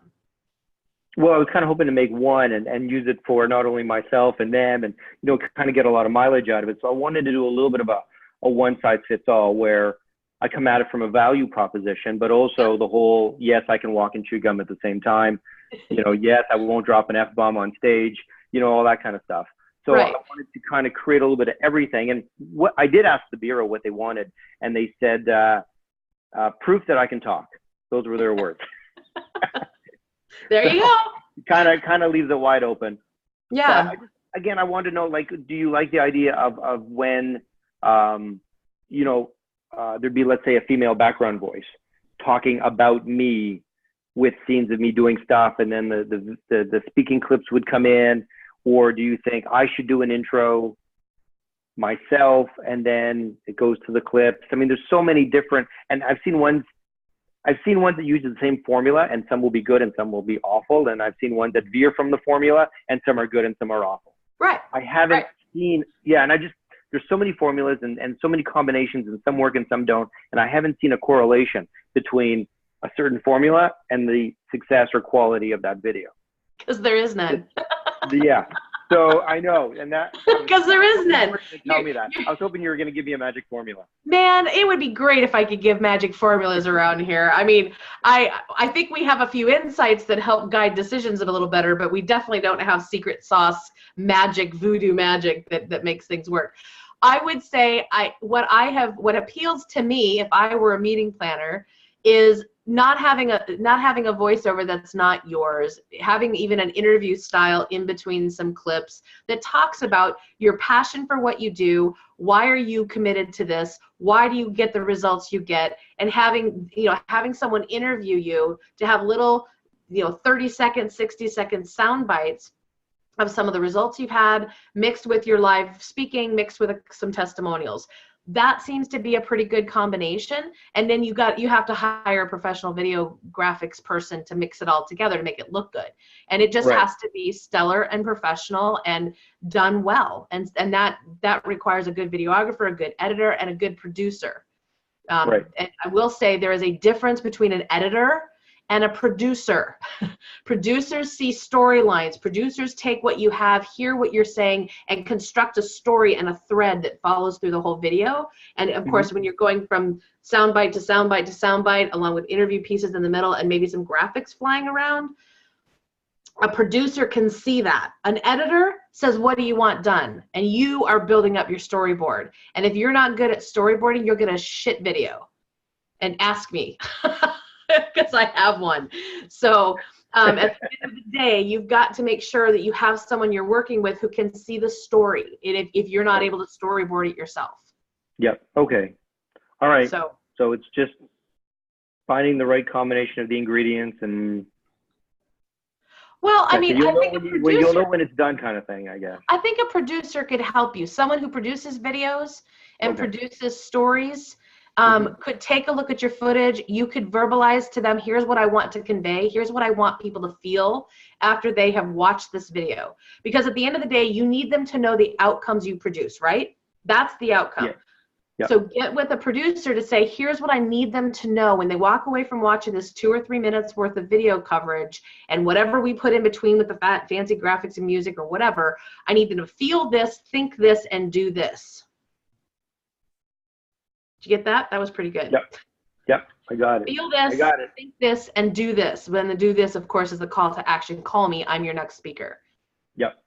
So a good producer can do that. And I do have the name of somebody that I can share with you, but I got to get a hold of him and see if he has bandwidth because he's pretty busy. So okay. Well, my agency, I mean, we do a lot of corporate stuff in the way of video. So I have the resources up here, but there you go. Then it was more just the whole formula, like, do a my own voiceover, have someone else voiceover, because I've seen some where it works really well. Yeah. Voiceover of another person. Let me ask you a question. Why do you think one works? When you say work, tell me about what you mean by work. It works well. What does that mean? It creates a great synergy and a great experience when you're watching the video. So there's videos that you watch and they're draining to watch. They're boring. They don't offer clarity. There's no proposition in there. You know what I mean? When everything works, they're a joy to watch. A 5-minute video seems like a 1-minute video. It just goes by quick. You're captivated. Things like that. So, and we all know when it's somebody else's voice doing the voiceover, it tends to add that air of legitimacy and authority because you're not talking about yourself. It can. Someone else is talking about you. Yeah, it can,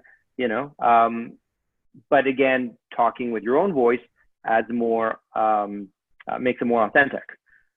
But I wouldn't have you do your own voiceovers. If you're going to have a voiceover, have somebody else do that. If you're doing an interview where you're on camera, well, that's it. Yeah. I'm Marc, and I love what I do, and here's the results I get from my clients, and here's why I do what I do. 5 years ago, I was faced with blah, blah, blah, and you tell a story about your passion and your heart, that's going to be compelling. It's paired with whatever video sizzles, video snippets you have in each of those, paired with, and then find the common thread. What's the common message? And at the end, what do you want to happen? Because if you get them to feel that you're committed and passionate and you really are a thought expert in this area, and what they see is professionally done and it's well put together, and if it's a voiceover in some of it, great. If it's you doing interview, great. But at the end of the day, when I hear the word works mean I got booked. Works mean it had the information they needed to see that I could enunciate a sentence and stand on stage and hold a room. And that comes in all the different formats we've been talking about. So I think you need to work with a producer that says, this is what I want to convey. And at the end of it, say, does it convey that? Yes, it does. Then you've got a video that works, and send it around to some people to get some feedback. What do you think? I think it works too. And now you got a video. Okay. I know it sounds stupidly simple, right? Sometimes it does, yes. Yeah. And the other thing I would do is in these other videos that you've gone out and looked at, get the timestamps and the links from the stuff that you think works, right? Yep. And then look at that and go, why do I think that works? Oh, it's because it's got this cool transition, or it's got this compelling thing they said here, or it's got text that went across the frame. Whatever the thing is that engaged you, that made you feel like it was working, note those Yep. things specifically, and then use those things in your video. For sure. Well, I'm a big fan of R&D, as in rip off and duplicate. Well, they're only concepts anyway, so That's you right. have at them. That's right. No one ever has an original idea anymore. It's knowing which ones to rip off. That's the real And skill, refine. right? And refine. And refine. Yeah. That's right. Never rip off without refining. That's right. All right. Thank you. Are you good? I'll know next week. All right. Let me know what you come up with. And if you need a second set of eyes once you've got a rough draft together, let me know. For sure. Thank you, Teresa. All right. Kimberly, you are up. Hi. I've asked this question before, and I just want to get a little bit of clarity of when we reach out and to this target list that we've done research on.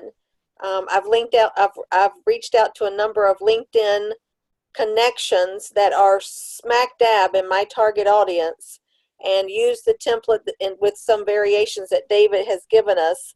And I just want to know, when is the appropriate time and under what circumstances do you use either, both, why hire versus one sheet in the sales, in the conversation of, I understand you have this issue. Here's how we can help, yada, yada, yada. So I guess that's the question. So I never send anything until I've had a conversation. Right. Period. I mean, I got it. So as soon as you've had a conversation, if they've asked for it, like, hey, can you send me your stuff? Can you send me something to work on? Can you show me what you've got? B, you've asked permission and they've said yes. Do you mind if I send you some basic information? I have my top 3 programs outlined on my speaker sheet. I'd be happy to send that to you. Cool, send it over. Or they've said, hey, I have a committee and we can't make any decisions. Can you send me some collateral? You can send it then. Blind, obviously we've talked about this with the group as well as you and I. Sending blind PDFs or attachments are never valuable because it's out of context. There has to be an exchange of some kind. Now, there are some meeting planners that never ask for anything. Maybe they ask for a video, maybe they ask for testimonials, maybe they ask for things, and there are some that never ask for anything because you've had such a good conversation. It leads to a follow-up conversation that goes into proposal mode before you've even sent them collateral. Because remember, you've got your website too.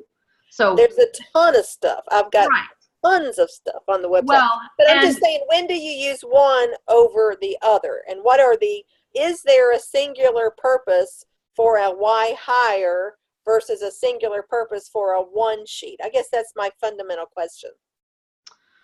Well, and I don't know if it's sadly or not, but it's a simple answer wherever you think it's most appropriate. So based on the conversation, if they've said, well, I'm thinking about you for a speaking engagement and just give me kind of an overall general feel for what you do. Send me some collateral. Okay, great. And then that's got a little bit of your bio. It's got a little bit of your testimonials. It's got a little bit of your programming. It's a kind of like the all-in-one sheet. This is the summary of who Kimberly is, right? Okay. Or you've had a conversation with an organization and you've gone a little deeper. You've actually probed into some problems, some areas that they need help with, and they're looking at you now more as a serious consultant. You're going to come in, you're going to work with them. Well, let me just give you the top 8 reasons why people hire me.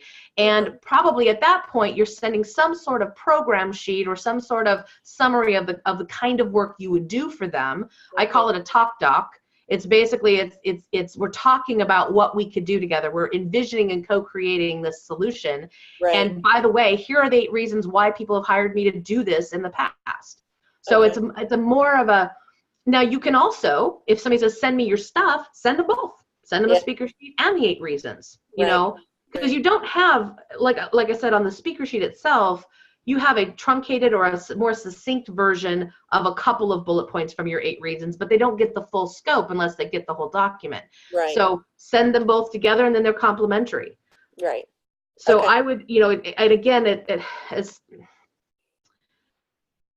as general of an answer as it sounds, it really is, it's dependent upon the situation, the conversation, and how far you've moved it along. Now, I have a lot of speakers that have used their 8 reasons actually as content on their website.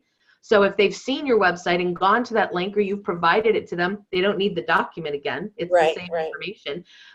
However, oftentimes, if you're not talking to the decision maker yet, you're still working your way up the chain, having a PDF that they can download and hand to the boss. Right. And say, here, I want to work with her. Here's 8 reasons why we need to work with Kimberly. Right. Then it can be downloaded and printed, and it's a little more succinct than printing on a web page. Sure. Gotcha. So does that help a little bit? It does. I mean, to me, when I first was introduced to this Why Hire document, I'm like, oh my God, it's so much content. Who's going to read this? Because I'm an editor, and I'm always concerned about length, content length, and we all have ADD. But yes, it's very clear now. I understand the circumstances under which I would send one over the other, or both. And I do intend to put the reasons to work with Kimberly. As I said at the top of the hour, I'm developing a special section right now. We may even go with a microsite at some point if we get really going into this. But my webmaster's now working on it. And that one, I just got this document back last night from the designer, the Why Hire. And when I finalize it, it's going to go right to the website.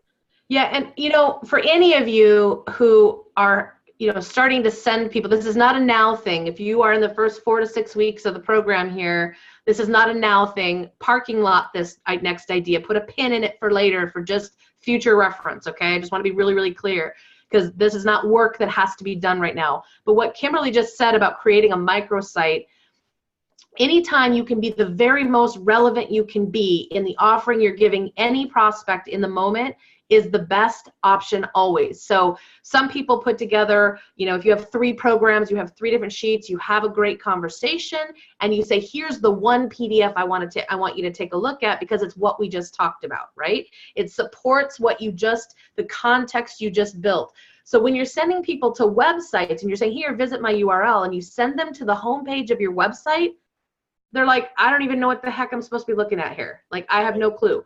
So if you have a page, even if it's just a page on your website that you can't get to it any other way other than to have the, abc.com/speaker or something, so whatever the URL is, and that's what you provide your client, and all they have is one page to look at.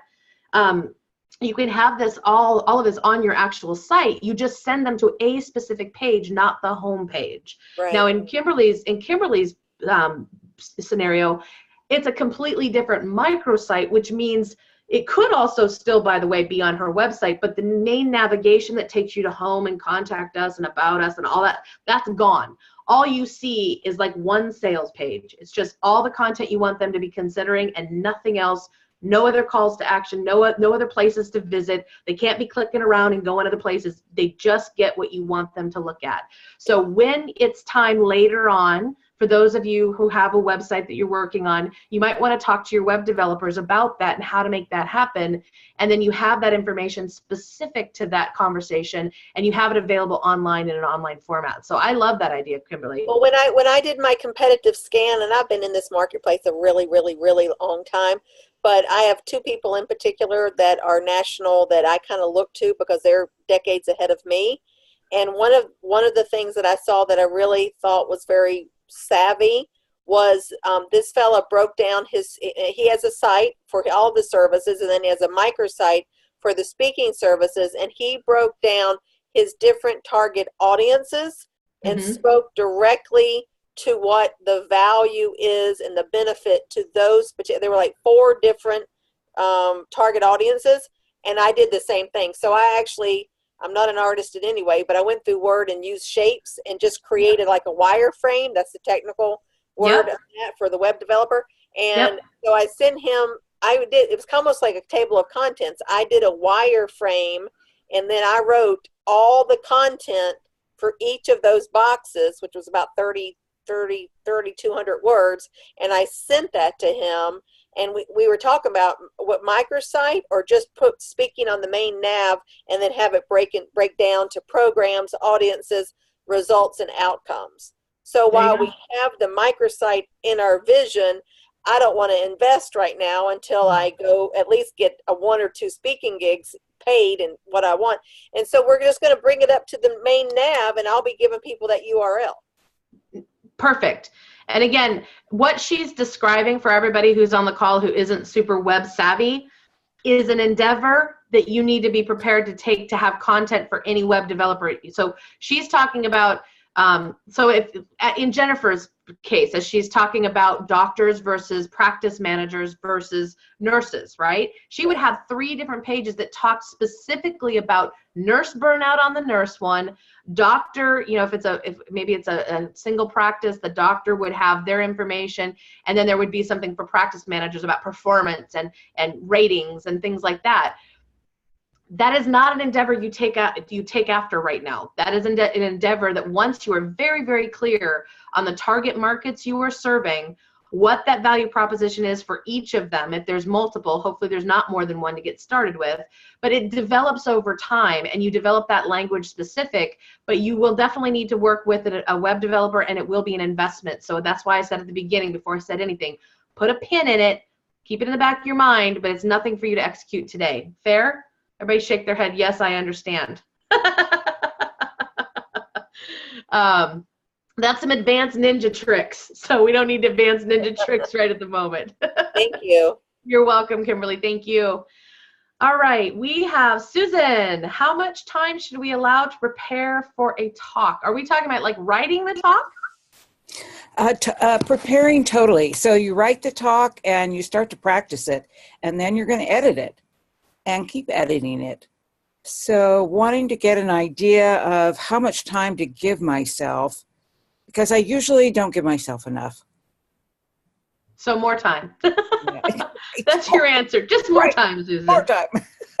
So to be quite honest with you, and you've probably heard this concept, and I can't at the moment remember who said it, but if you're going to prepare a 5-minute talk, you take 2 months.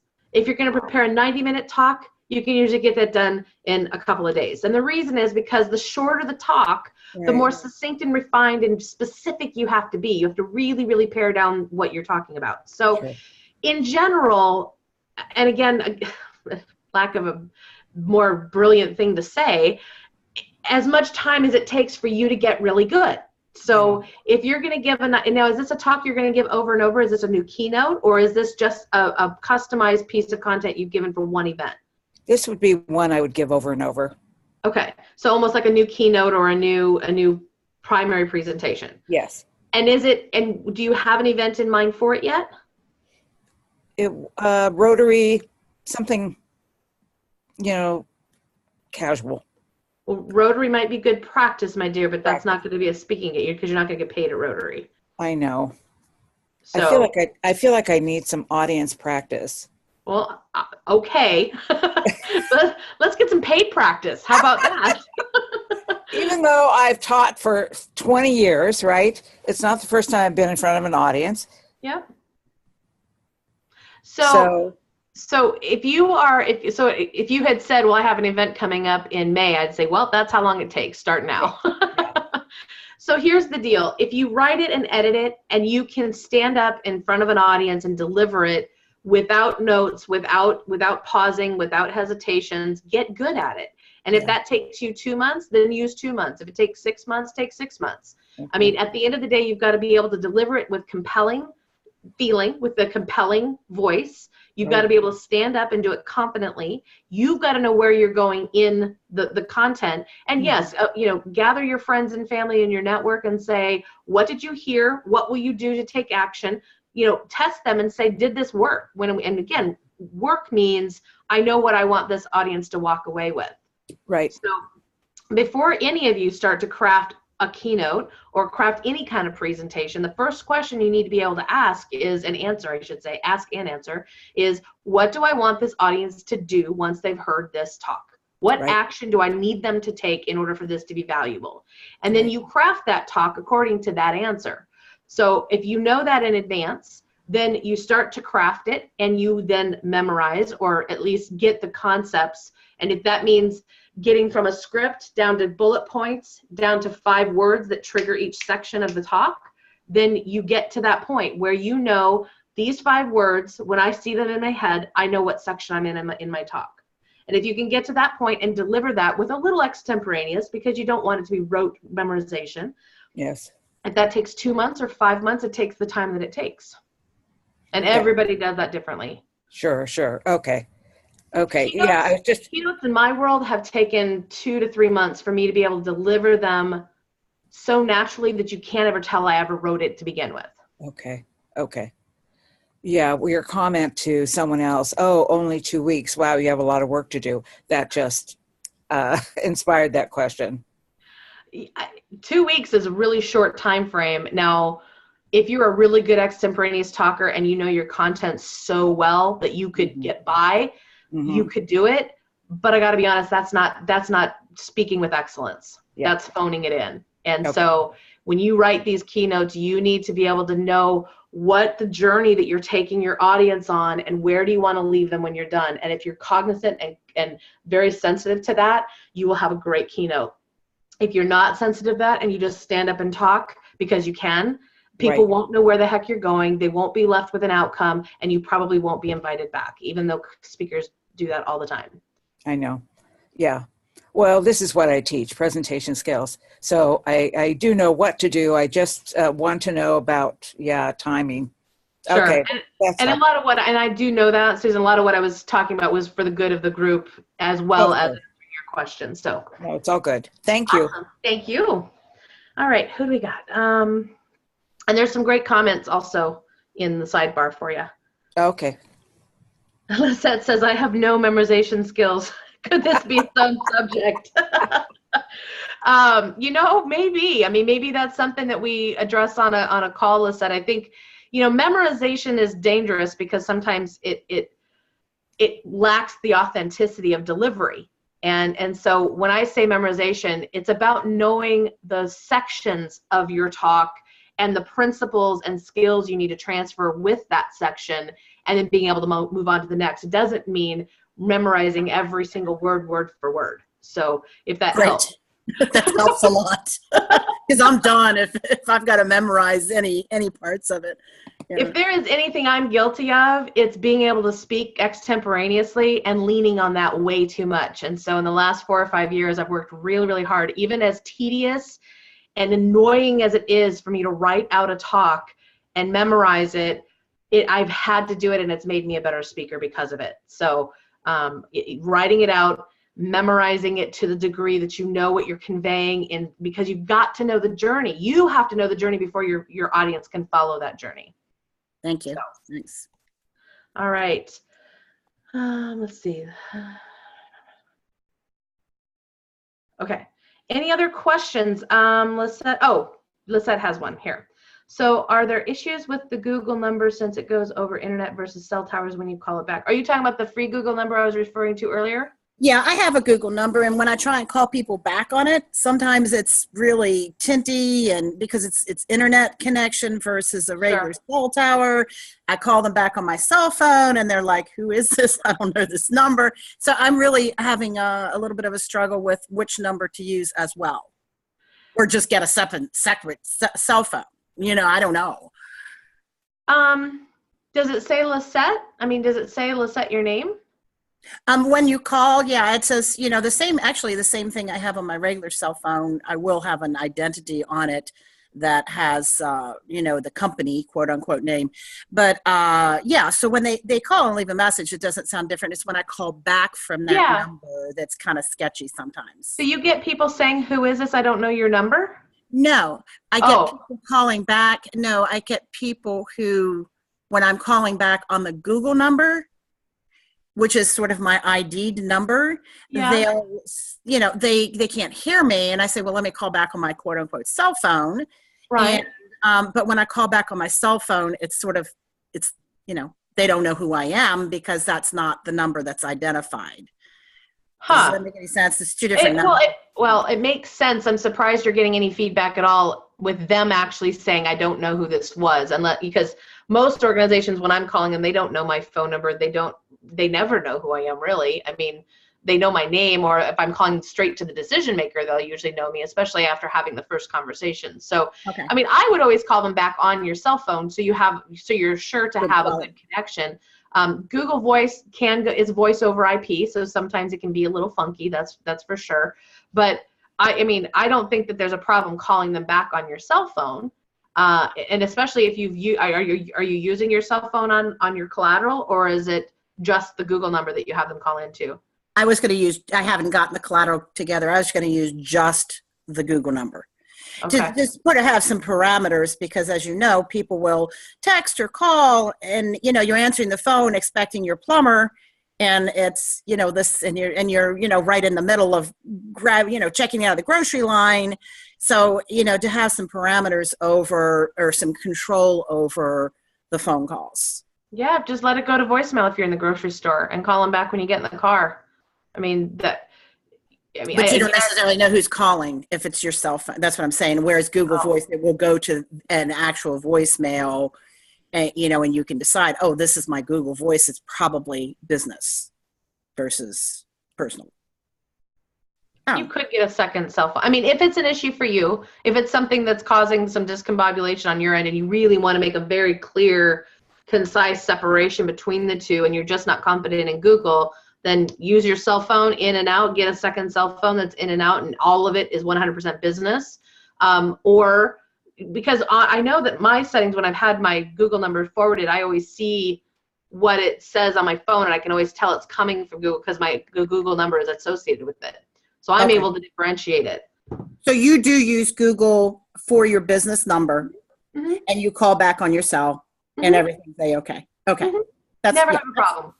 Perfect. Thank you. Yeah. Great. Cool. All right. Rad, how you doing? I am well. How's it going? Awesome, as you can see. Good. Yeah. Good job today. I have been given three contacts from a person in my niche. How do I reach out for mayor? Okay. So when you're asking, what are you asking for advice on? Well, so basically I already reached out to someone in the field I want to target, and she just said, it was my pleasure talking to you. Below are a couple of contacts that would be good for you. So they're all board members on associations, but they're also, let's see, one is they also have the name of the companies they work for. Okay. So I now have a warm lead, if you will, and don't want to botch it. I'm not used to marketing like this program has taught. So this is really my, I just got the website done. I kind of spent a lot of time doing my docs and all that. And I want to move in and use the program. So these seem like good leads to work with. They're excellent leads to work with. So the first thing I would be asking a board member of an association is, I have a new program, a new leadership program.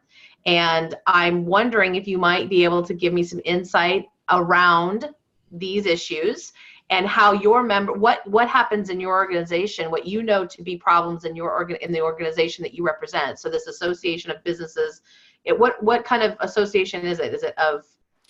These are all HR organizations. Okay.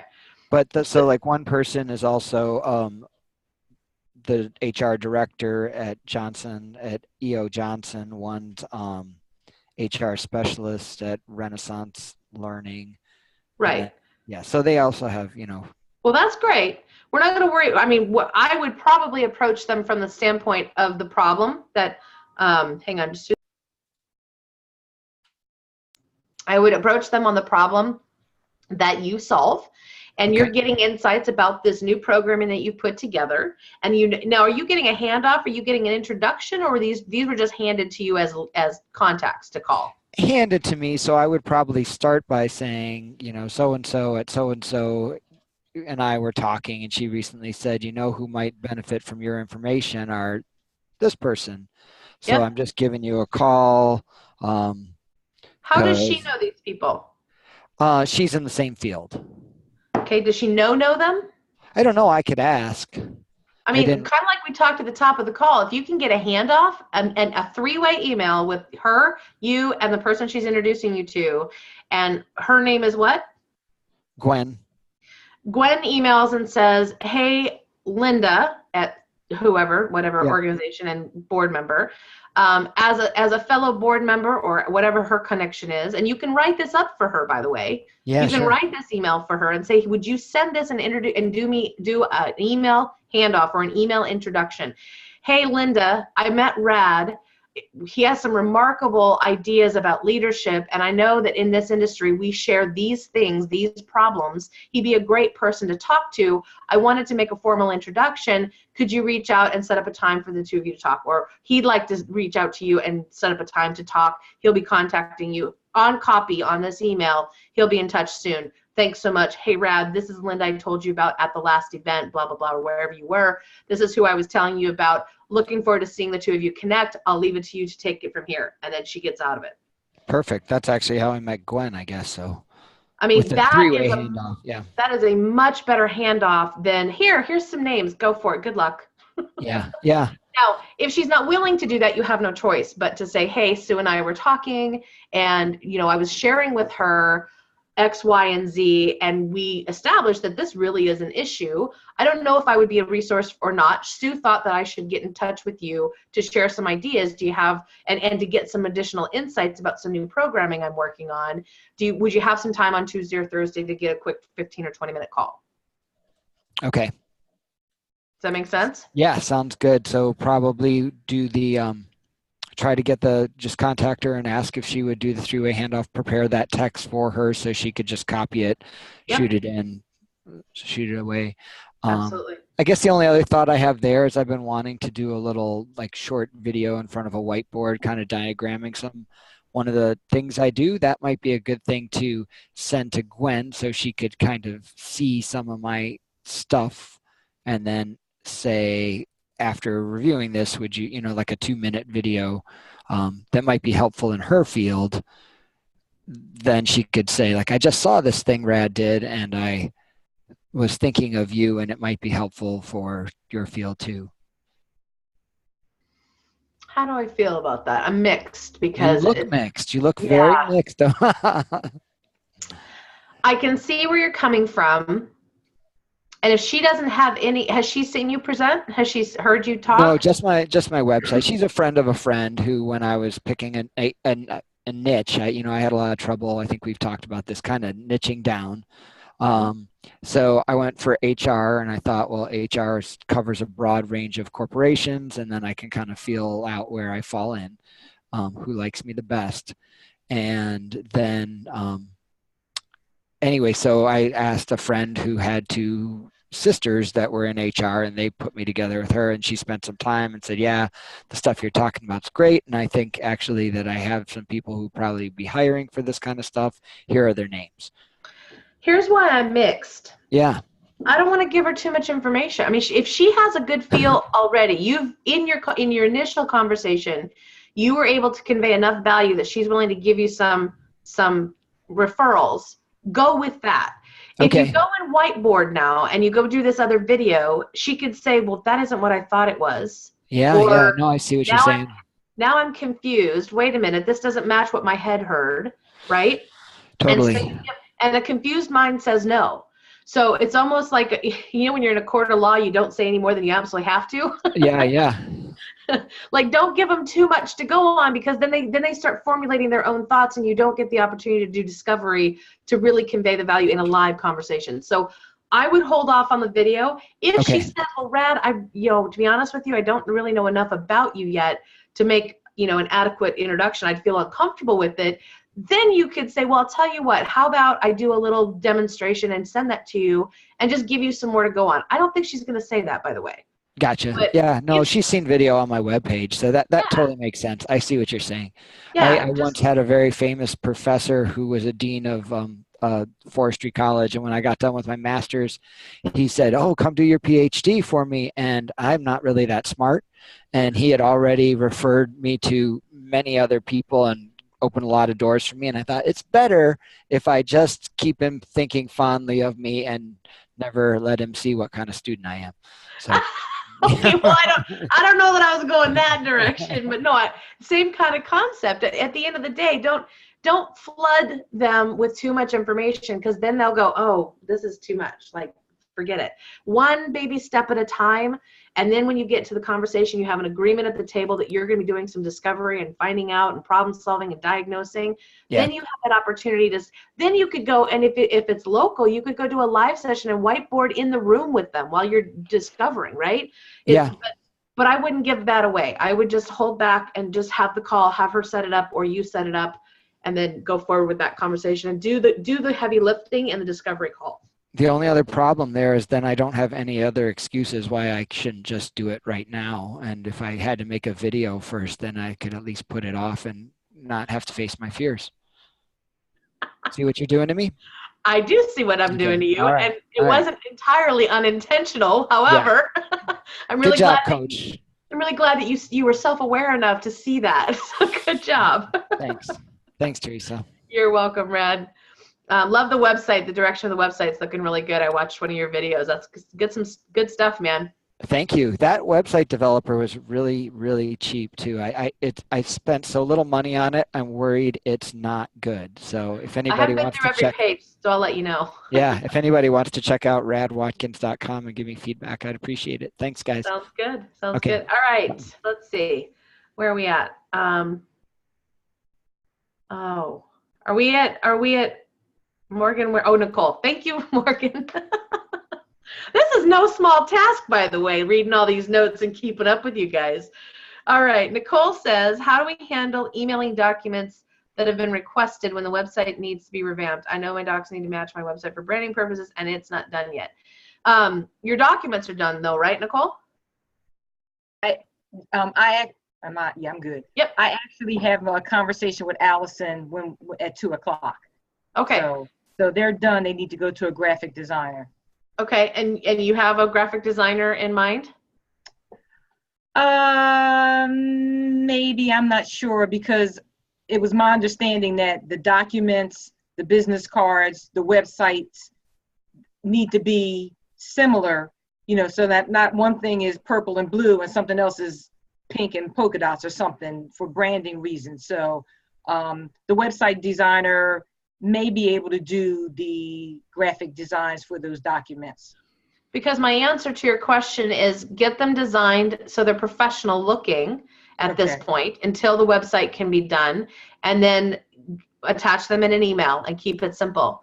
I realize all the branding should look alike, but in these beginning days when you're getting calls, don't let that be a stopgap of making contact. Mm-hmm. I guess I'm concerned because as you may remember, the way my site is set up now, if you go to it, it's loading slowly. And that might be a deal breaker for a planner. It would. That definitely is a deal breaker. So don't include your website, or register a different URL and just put up a very simple contact page on a URL. You said register a URL? Yep, you register a domain name that is similar, and then later on when everything is done, you can redirect it. Oh, okay. But you might have, reducing stress now or something, some URL that is something specific to what your new solution is. Okay. And on that page is literally just this, it's your logo, it's your name. It's, if you want a form, you can put a form, contact me here, or you can just put your email address, your phone number, and coming soon. And it's just a landing page for right now. Okay. Because I agree with the way your site is now, a meeting planner would be on and off within 30 seconds or less, 20 seconds probably.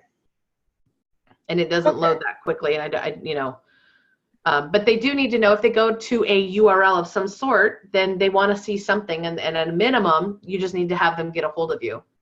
Got it. Okay. Okay. That was helpful. Cool. Let's see here. Fears. What fears could you have once worked through? Oh, I was like, what fears could you have once you worked with bears? I love that. And wolves. Don't forget wolves.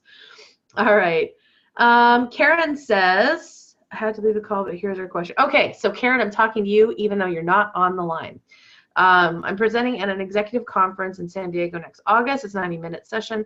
Will there be what are the best tools to have on hand for smart follow-up and security how it works? So we covered that question actually pretty extensively when we talked about Freddie, in regards to ways that you can make sure that you get contact information, that you have opportunities to follow up. And it's with the 90-minute, it doesn't sound like that's a main stage. It sounds like it's a breakout. So you might have an opportunity to create some sort of exercise, some sort of worksheet that they can take with them, and include an action item for them, and then follow up on that action item. So if you refer back to the top of the call, Morgan, if you can make a timestamp for when we talk to Freddie, I think that content will be specific to what we're talking about here, Karen, because we did talk about that earlier in the call. So I'll leave you with that. And if you have any other questions with that, email me. We'll follow up if there's something I haven't covered or wasn't specific enough. All right. Anybody else? Are we all the questions? That's it? Oh, gee, that was easy. Anybody else with a question, comment? Anything that we've covered today that you need a little more clarity, something I said that didn't make sense? Kind of, we'll just free flow here. Anybody else with any closing thoughts?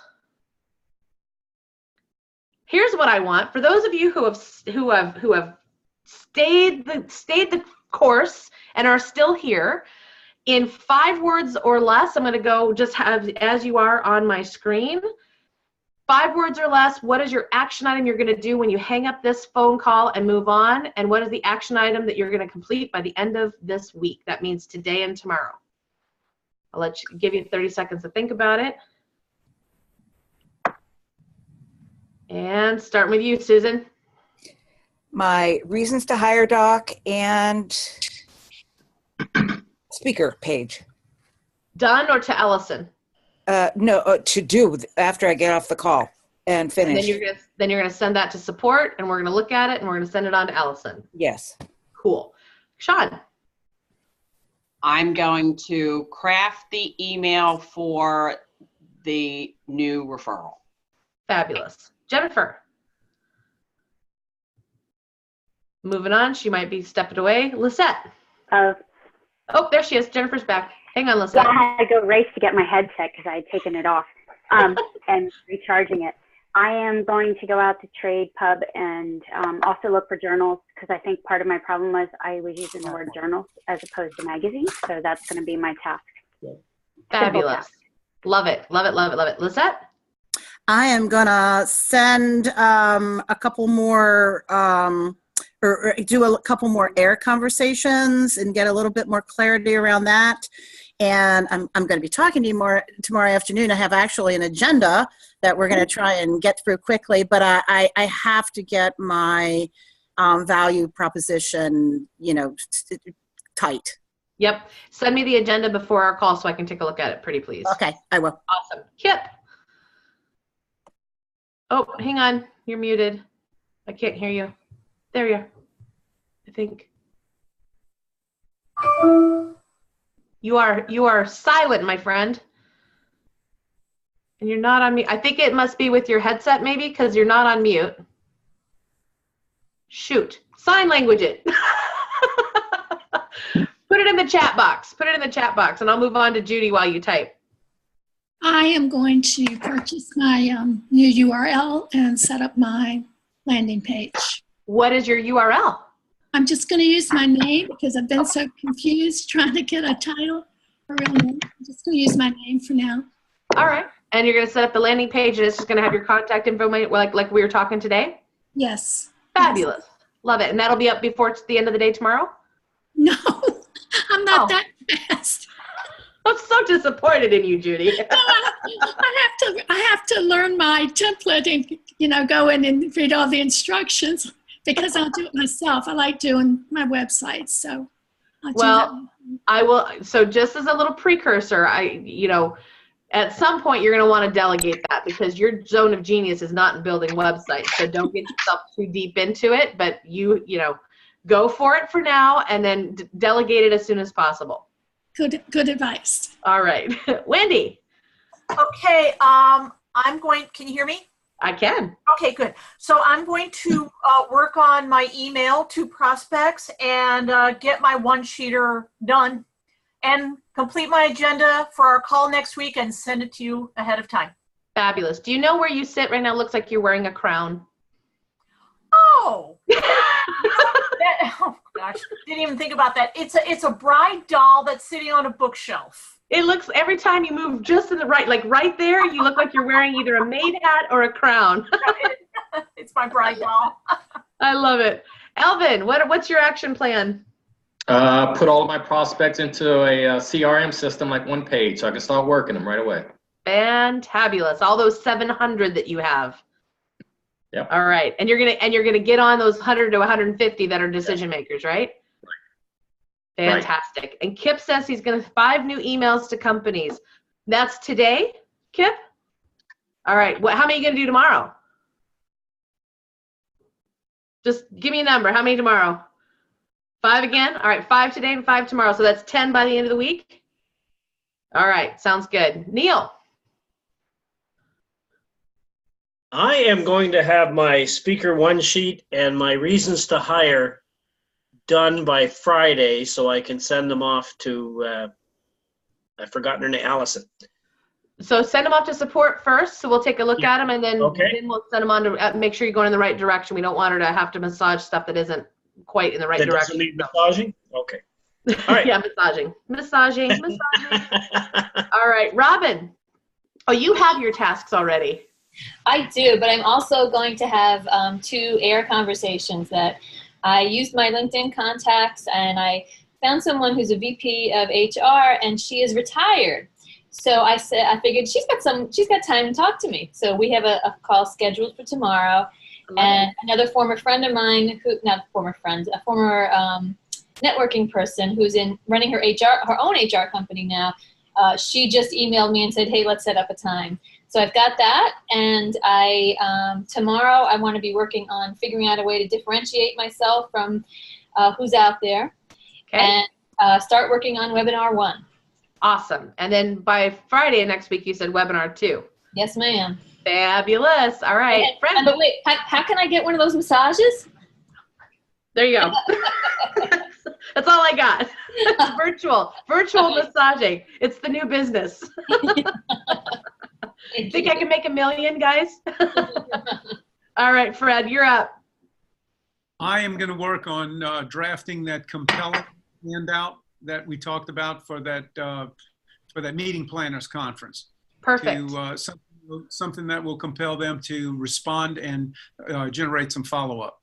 And if you want to send that through support when you're done and have us take a look at it, we're happy to do that and give any suggestions once it's on paper. It's a little easier to kind of go, oh, wait a minute, you missed this, try this. What if we spun that? Just give us a little something. Blank pages are really hard to edit. So yeah, send it to the support and we'll take a peek at it. Good, thank you. Awesome, you're welcome. Kip is over. Morgan has her tasks already. I won't worry about her. Rad, are you still with us? Nope. Omar, are you still with us? Oh, they're playing like they're still here, but they're like little possums playing dead. Ted, are you with us? Oh, those tricksters. See, the diehards are all on camera right now. See, nice job. Gold star for all of you. These guys punked out early. All right, that'll wrap it up for today, guys. Thank you so much for your attention and participation. I'm going to post in the Facebook group your action set, and by the end of the day, Friday, I would like to see a post from every one of you on that post in Facebook, whether you finished what you committed to or you didn't. Got it? All right, it's a deal. Have a fabulous rest of your week, guys. See ya. Bye-bye.